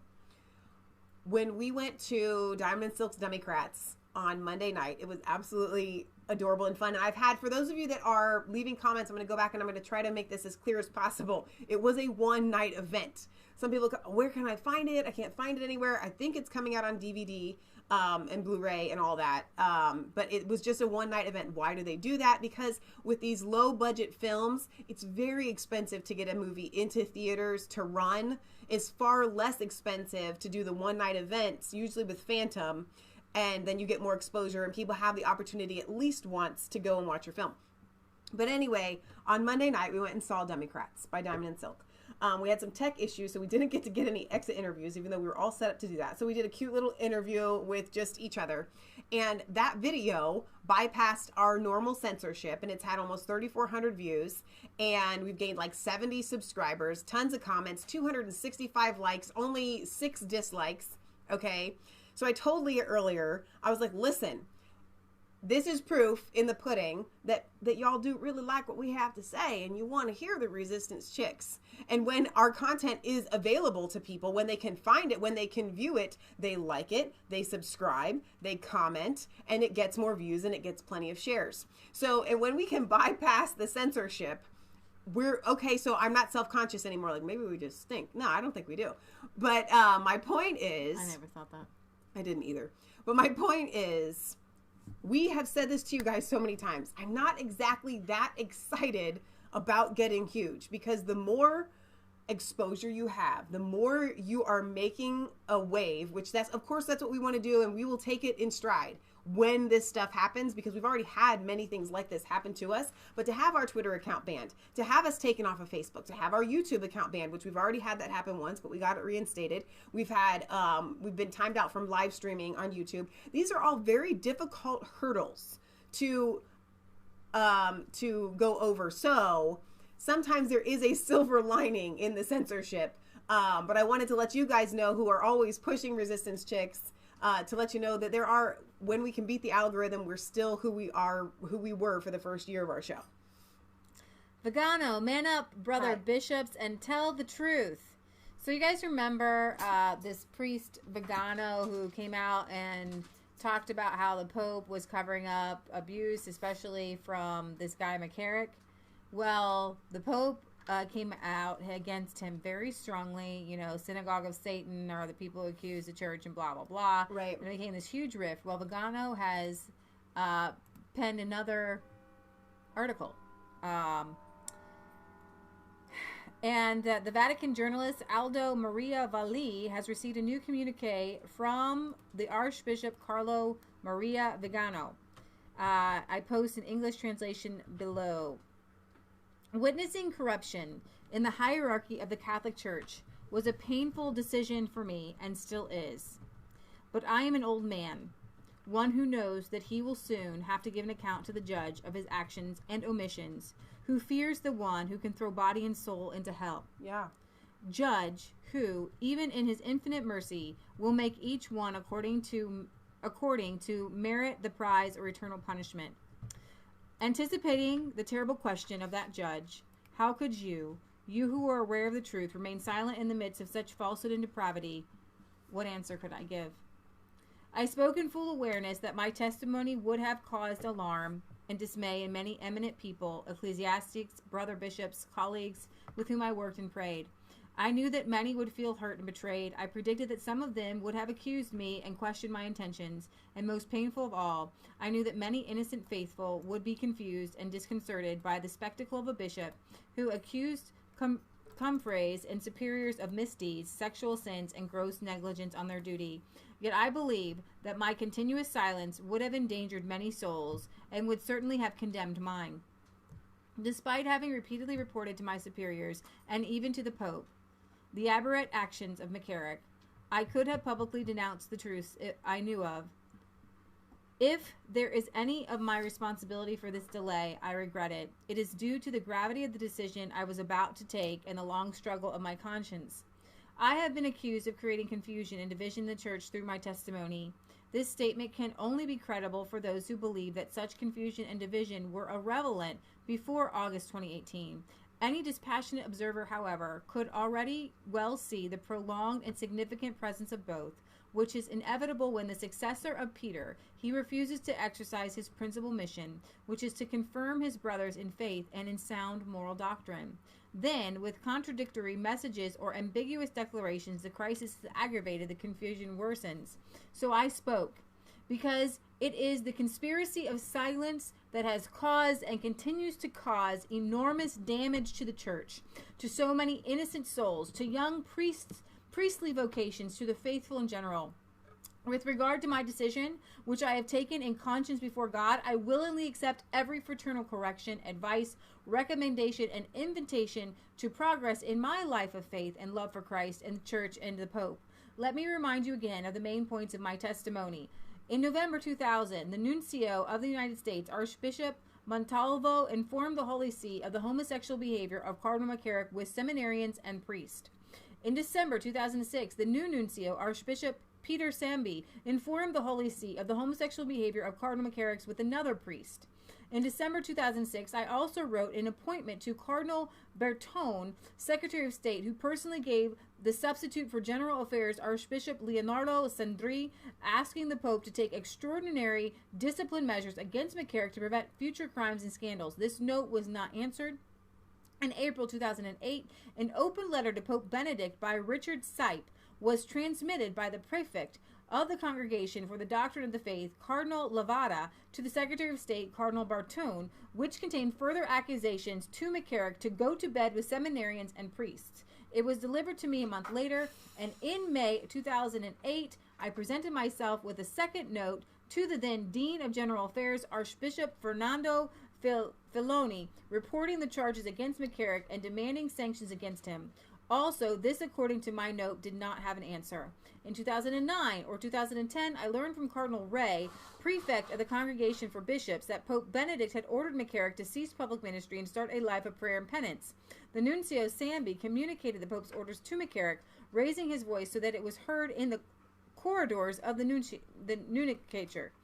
In November 2011, Cardinal Olet, the new prefect of the Congregation of Bishops, reconfirmed to me, the new nuncio in the United States, the restrictions placed on the Pope in McCarrick, and I myself told McCarrick face to face. Now, this guy Olet is a new name that's coming out here that is confirming what Vigano is saying. Okay, so just one side note.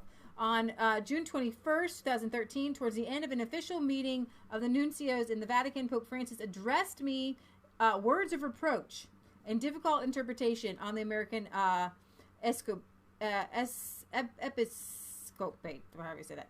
On June 23rd, 2013, I met Pope Francis in private person in his apartment for clarification, and the Pope asked me, Cardinal McCarrick, how is it? Words that I can only interpret as a false curiosity to discover if I were an ally or not by McCarrick.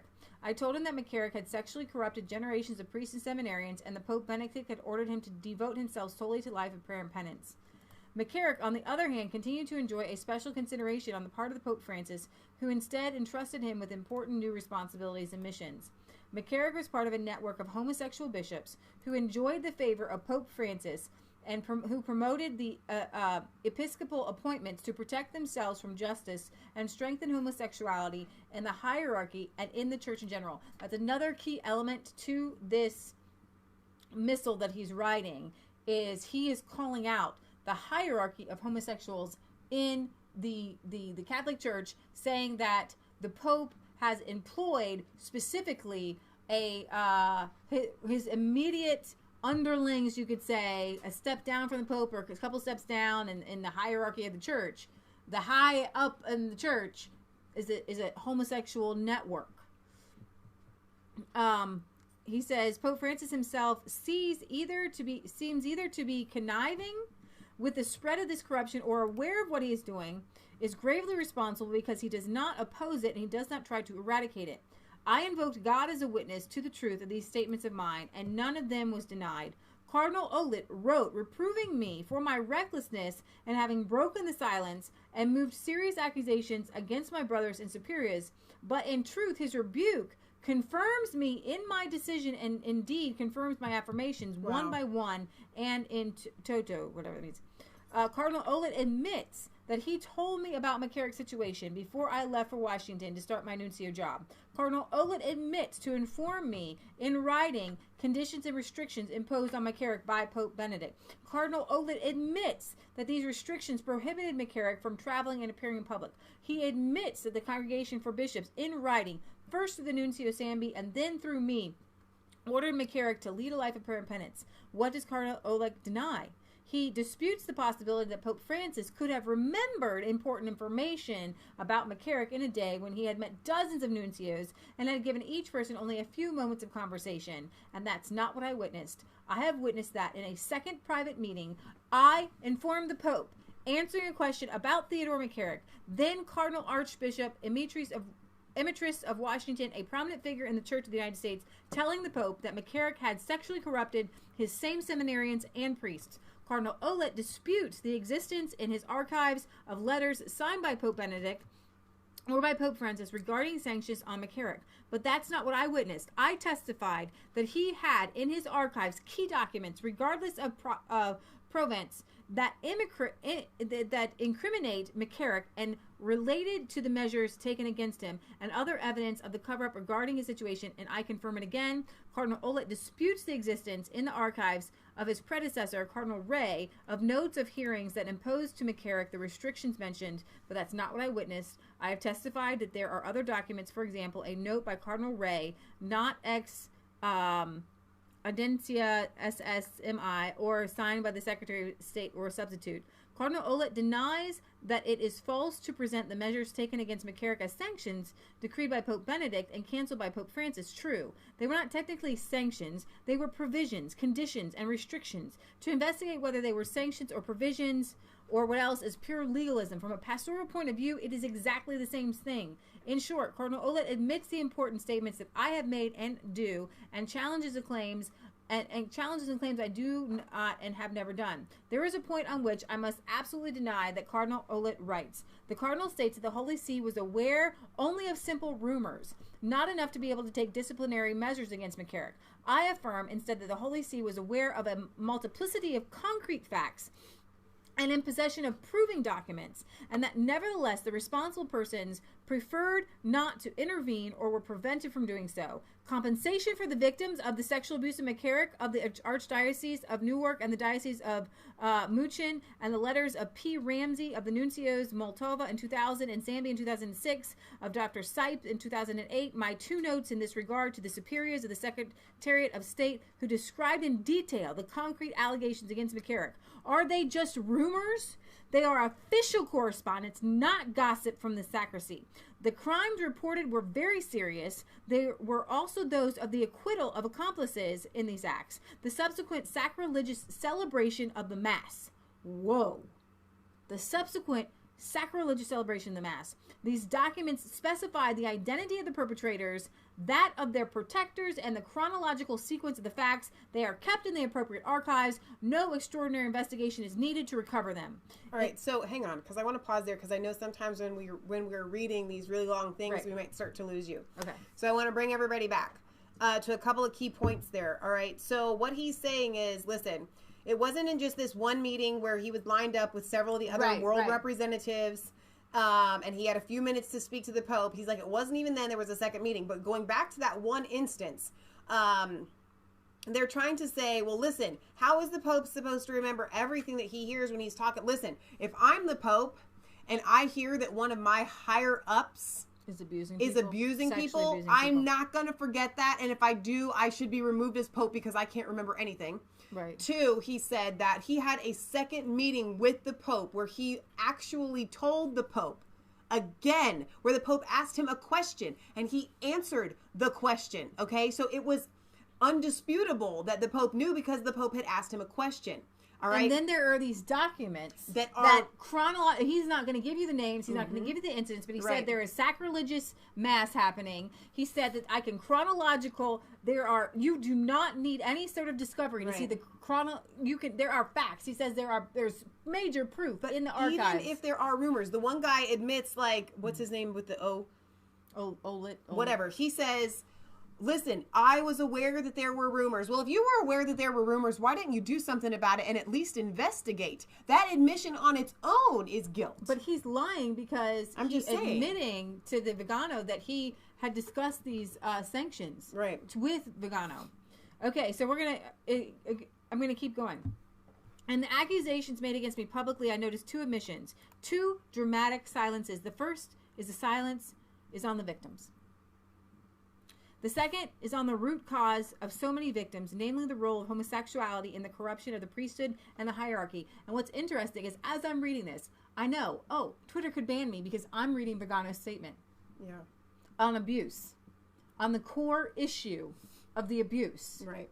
And he is saying, and I believe that God will stand up for me. Absolutely. I believe God will protect me. Exactly. Because I am standing up for victims. Right.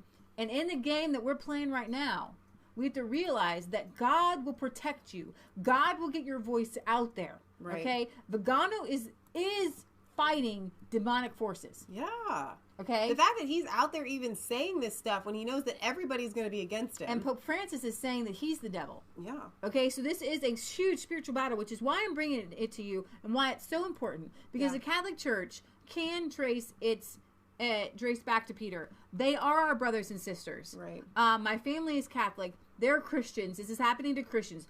All who call upon the name of the Lord Jesus Christ shall be saved. So this is abuse happening to my brothers and sisters, happening to young men who believe that they're called by God to be ministers. Right. And the next thing they know, they have a one of the most respected, Pope-respected priest, McCarrick, coming, inviting them to his beach house, and then assaulting them and bringing up maybe some abused people who maybe have some daddy issues, and you know how this all starts, and then you wonder, what should I have done this? This is a father in the faith. They can't really sin. I mean, they're right under the Pope. Yeah. Who am I supposed to tell? What am I supposed to do? And then you feel so violated and you feel so broken. Right. Okay. And if they go along with it, how even crazier to go along with young seminarians having some sort of relation with this, this 70-year-old man is not even. It's not normal. No. And it's so incredibly abusive, and it goes back to dangerous. Yes. Dangerous spreading of diseases. Okay, and so but you can't talk about that. We're literally It's seeing the censored. synagogue of Satan in the church, and that's why this is so important. That's why I bring it to you.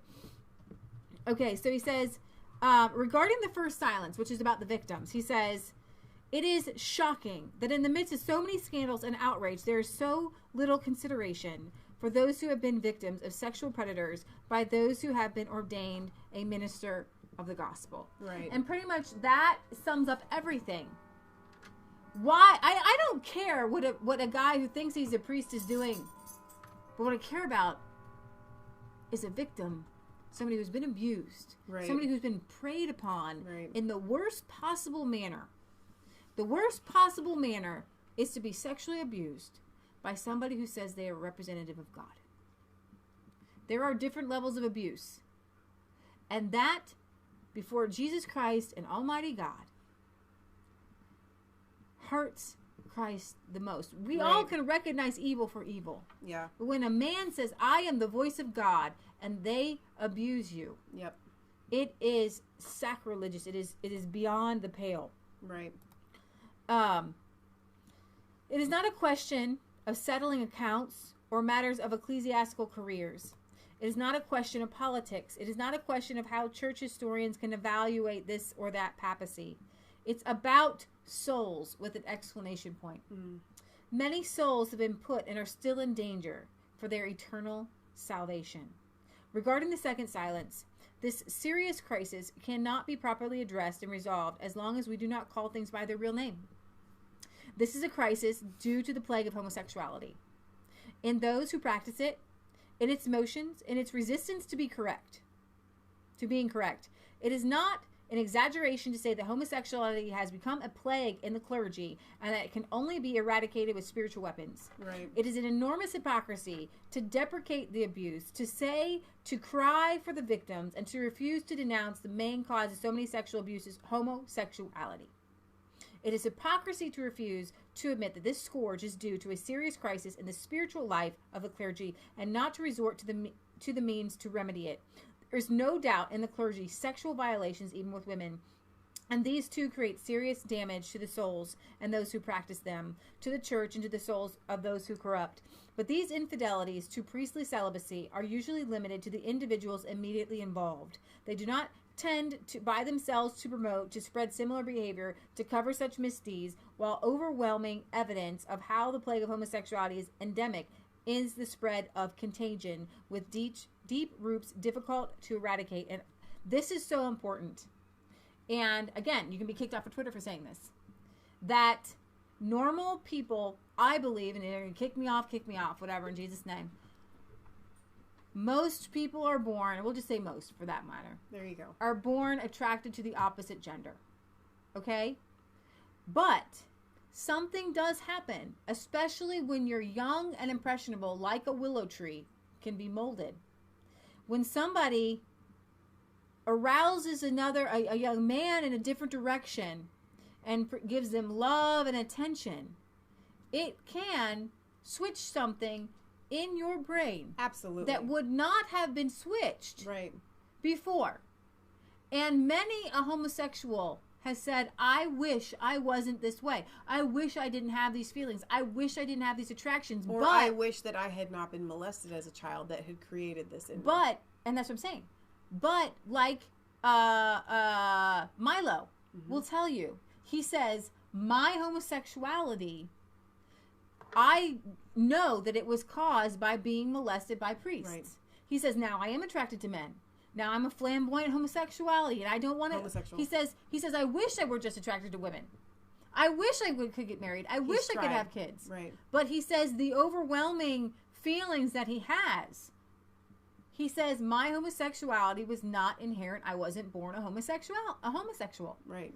And that is what we're saying. That's what Vegano is saying. But not only that, but when we see these perpetrators, let me just spit on you. That's really terrible because I'm sick. It's even worse.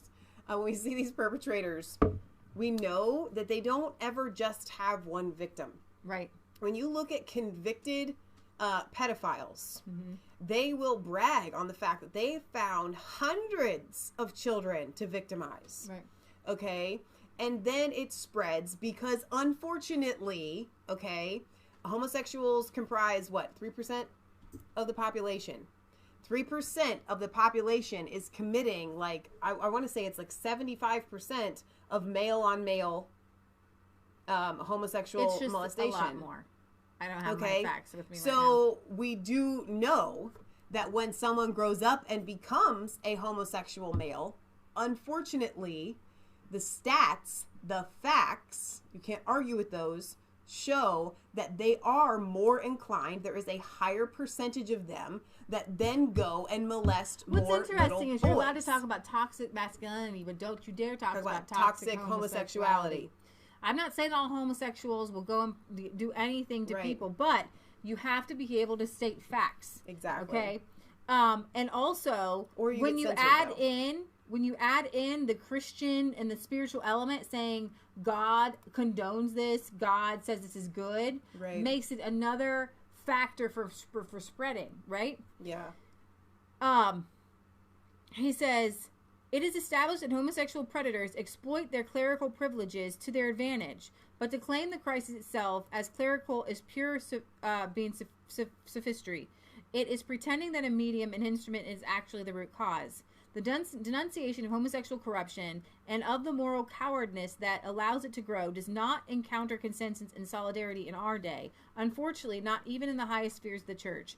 It is not surprising that in calling attention to these wounds, I am accused of disloyalty to the Holy Father and of fomenting an open and scandalous rebellion.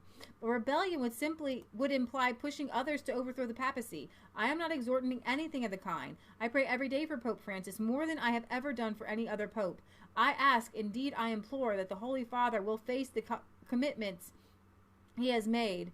By accepting to be the successor of Peter, he took upon himself the mission of confirming his brothers and the responsibility of guiding all souls in following Christ in spiritual combat by the way of the cross. He admits his mistakes, he repents, proves that he wants to follow Peter's mandate, and once he has repented, he confirms his brothers. It's never going to happen. I would like to repeat my appeal to my brother bishops and priests who know that my statements are true and that they are in a position to be able to testify or have access to documents that can resolve the situation beyond any doubt. You are also faced with a choice. You can choose to withdraw from the battle, continue in the conspiracy of silence, and take your eyes off the advance of corruption. You can invent excuses, compromising, and justifications that delay the day of reckoning. You can console yourself with duplicity and illusion that it will be easier to tell the truth tomorrow than and then again the next day. Or you can choose to talk. Trust in him who told us the truth will set you free. I do not say that it will be easy to decide between silence and speaking. I urge you to consider which choice on your deathbed and in front of the just judge you will not regret having taken. This reminds me of, and I hope our Catholic viewers don't take offense to this, but this reminds me of a Martin Luther moment. Yeah. That's absolutely well, what Vigano here's the thing. is doing. Martin Luther didn't want to overthrow the Catholic Church. No, he was calling out the corruption from within it, and he wanted to revise it within it. He was kicked out. He didn't want to go. Right. Bill Burnett sent me an email that says, a friend of mine, Tupper Saucy, wrote a book about 20 years ago exposing much of the sexual abuses and black masses performed by the Jesuits in the Vatican. He died suddenly a short time later, and his book is disappearing. Wow. Okay. So that's kind of the last one. I think I had another one, but... I want to go back to, because I had missed this comment from Sooks, our friend Brian, with Beto, who is Beto, however you want to say his name, campaigning against Ted Cruz. He's the Democrat in Texas. He says that his real name is Robert O'Rourke. Mm-hmm. He was given the nickname Beto by his father. He is a full-blooded Irish. Right. He uses Beto to get the Hispanic vote. Right. Yeah. Exactly. That's true. One more thing here. The feds are investigating the Catholic Church in New York. Remember how they were investigating in Pennsylvania? The Department of Justice is not only no, she's just laid down real cute. The Department of Justice is not only investigating child sexual abuse in the Catholic Church in Pennsylvania, but also in Buffalo, New York. The U.S. Attorney in Buffalo served a subpoena to the diocese, opening an investigation into whether diocesan clergy took children across state lines for sexual purposes, which would constitute child trafficking. That investigation, along with federal subpoenas, served to 7 Pennsylvania dioceses, marks the first time the federal government has investigated the Catholic Church for sexual abuse cases. The investigation reportedly began several months before the U.S. Attorney's Office in Pennsylvania initiated its investigation, prompted by the release in August by Pennsylvania's grand jury report of the many victims. So we'll see if we get some answers from that report, and I hope that we do. Raccoon says, I think he's talking about Beto, that he spoke Spanish last night and looked like a total clown.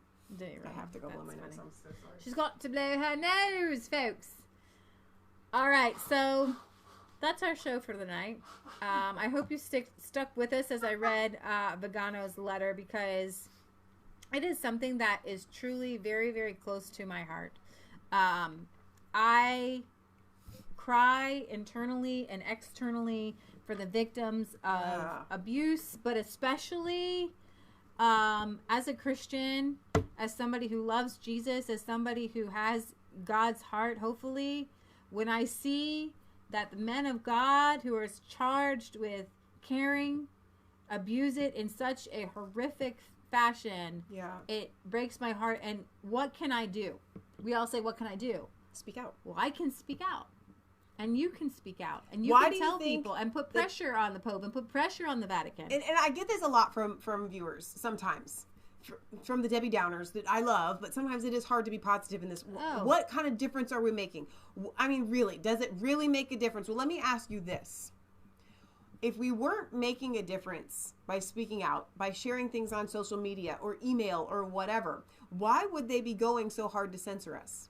Why would they be putting 110% of their efforts into shutting down our free speech? Absolutely. Because we are making a difference. When you share that article or you share that Resistance Chicks video and one of your neighbors or your family members sees it and then they share it and then they share it, it affects the voting pool, which is why they call it election fraud when it's actually just standard. Hey, let's talk amongst ourselves about what's going on in our country when you come, and then you come to a conclusion and a decision, and that affects your vote. And why would the Pope come out so strong and say that Vigano and the church and everybody putting so much pressure on the Catholic Church is the devil attacking the church? Exactly. Like, the Pope is feeling it. So he could be taken down from within because his corruption is being exposed. Again, you kind of vote with the Catholic Church in a sense, okay? By talking to your priests, by talking to the clergy in your community and saying, listen, I don't stand for this. I want to do something about it. Yeah, so have no relationship with the unfruitful works of darkness, but rather expose them. That's right. Mail call? Okay, so one of our mail call from a viewer named Patrick doesn't want to be put on air. So Patrick, we can publicly thank you anyway for your generous gift. It was awesome. He didn't want us to air it. The other one is, should I go get mine? I've been wearing it the whole show. This just came in the mail today, and I thought it'd be fun to wear. We don't. Sorry, they can't even hear me. Do we know who it's from? I have no idea who it's from. So if you're in the chat and it's from you, would you please we get these anonymous gifts from you guys. It's so funny to me. How are you gonna put it on? I'm gonna put it on somehow, in some manner of putting it on. I can put it on. Put it on like that. I got this. Trump 2020. So these are really nice hats, by the way. They're really They sharp. are really nice hats. I think I love them. Yeah, so they're actually. I really want to show it to you up close. Like it's nice. It's embroidered. It's really, really nice. So thank you to whoever sent these. Actually, if I put it on this side, then maybe you'll be able to see it a little bit better. To whoever sent these Trump hats, because Leah was literally just saying the other day, after we got back from the Trump rally, she's like, I really want a Trump, I want not just a Trump 2020 hat, but you said I want a nice embroidered Trump hat. And there we go. And then I said, did you tell people that on air? No. And she's like, no, I didn't. So whoever sent these, thank you. They're awesome. They're amazing. I absolutely love them. I'm going to wear mine in public. I'm totally going to wear it. We have a letter to read, right? We do have a letter to read. All right. Wherever, you know what? I'm not sure where I put it, so. You have to find it. No, I'm going to have to find it. We're gonna wait on that one because I don't know where I put it. No. I know. I don't know where it's at. I think it's in my pile to respond to. So that's why it's got shifted there. So we'll hold off on that. Maia's little sister wrote us a letter. Yes. Hadassah. And we were going to read it. Here's the deal, guys. We want to hear from you. I will try not to misplace your letters because we want to read them on air. We will read Hadassah's letter maybe when she's up. Not late at night on a Friday, we'll on Sunday. We weren't going to read it on Sunday because we were going to read it for our Friday show. I know. Bill had sent us his awesome gift, but it was supposed to be at the post office today and it wasn't, so I'm going to have to go back and check. So, Bill, if you're watching, I went there today and they said it wasn't there yet. So, I will check back with them. So thank you guys for being here. Leah wants to sing a song, so you are getting a song on Friday, even though I'm sick, and I hope it goes okay. So yeah, I think we tried this the other day, and the guitar was too high. But I really love the song. I've been singing it all week, just kind of on my dog walks and things like that. So I want to sing the song. What wondrous love is this, oh my soul, oh my soul. What wondrous love is this, oh my soul? What wondrous love is this that calls the Lord of bliss to bear the dreadful curse for my soul, for my soul? To bear the dreadful curse for my soul. When I was sinking down, sinking down, sinking down. When I was sinking down, sinking down.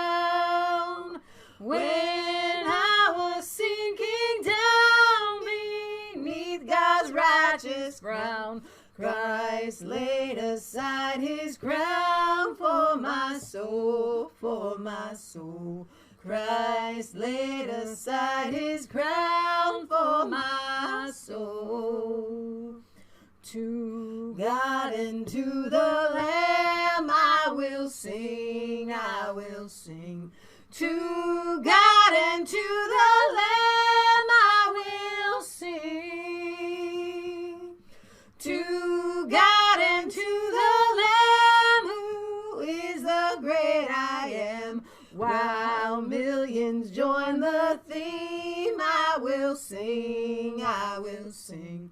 While millions join the theme, I will sing. And when from death I'm free, I'll sing on, I'll sing on.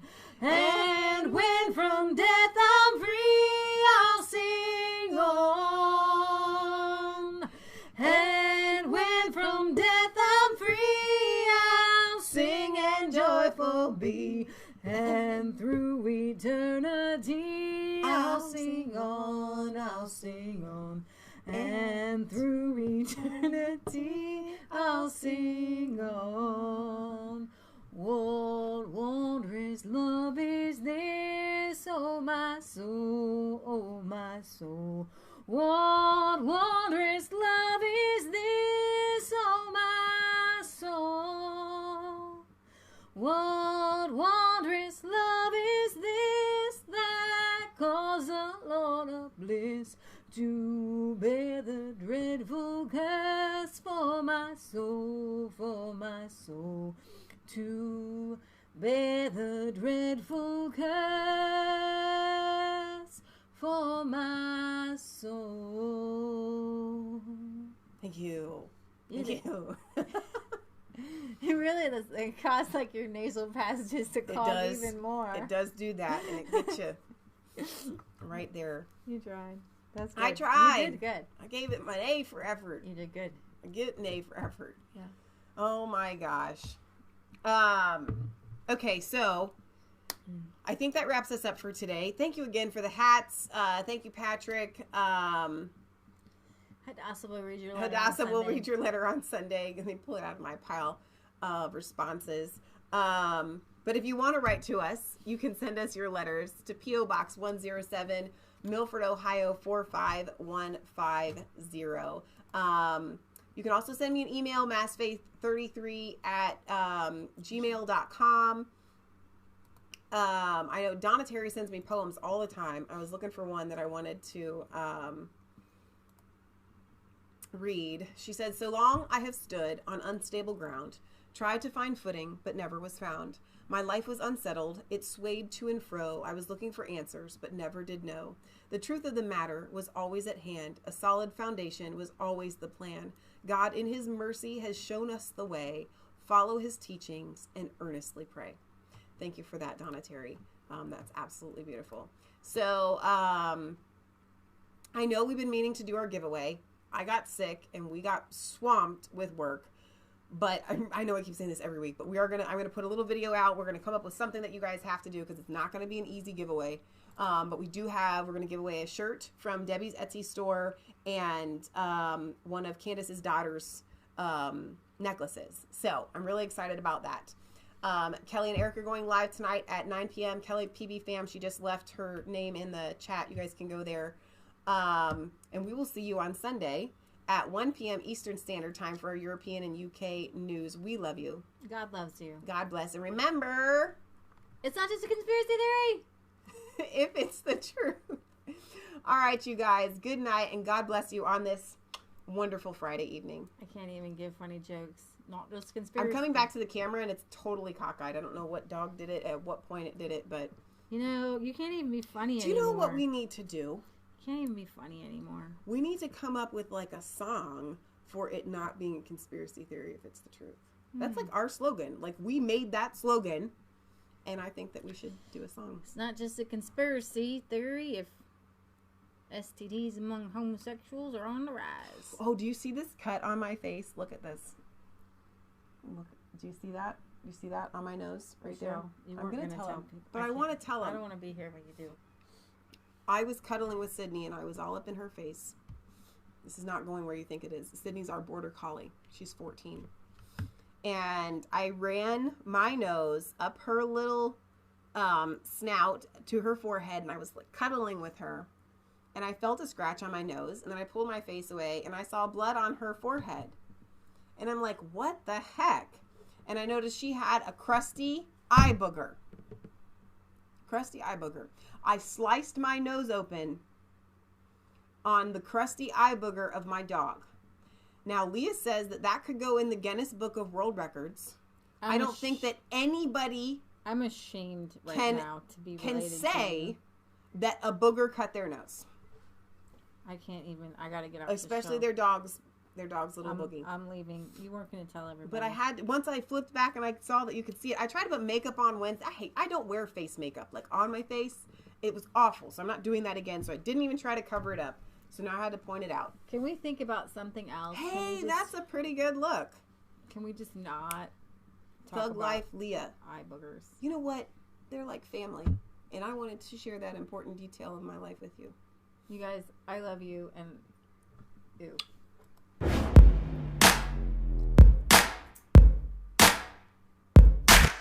I was cold.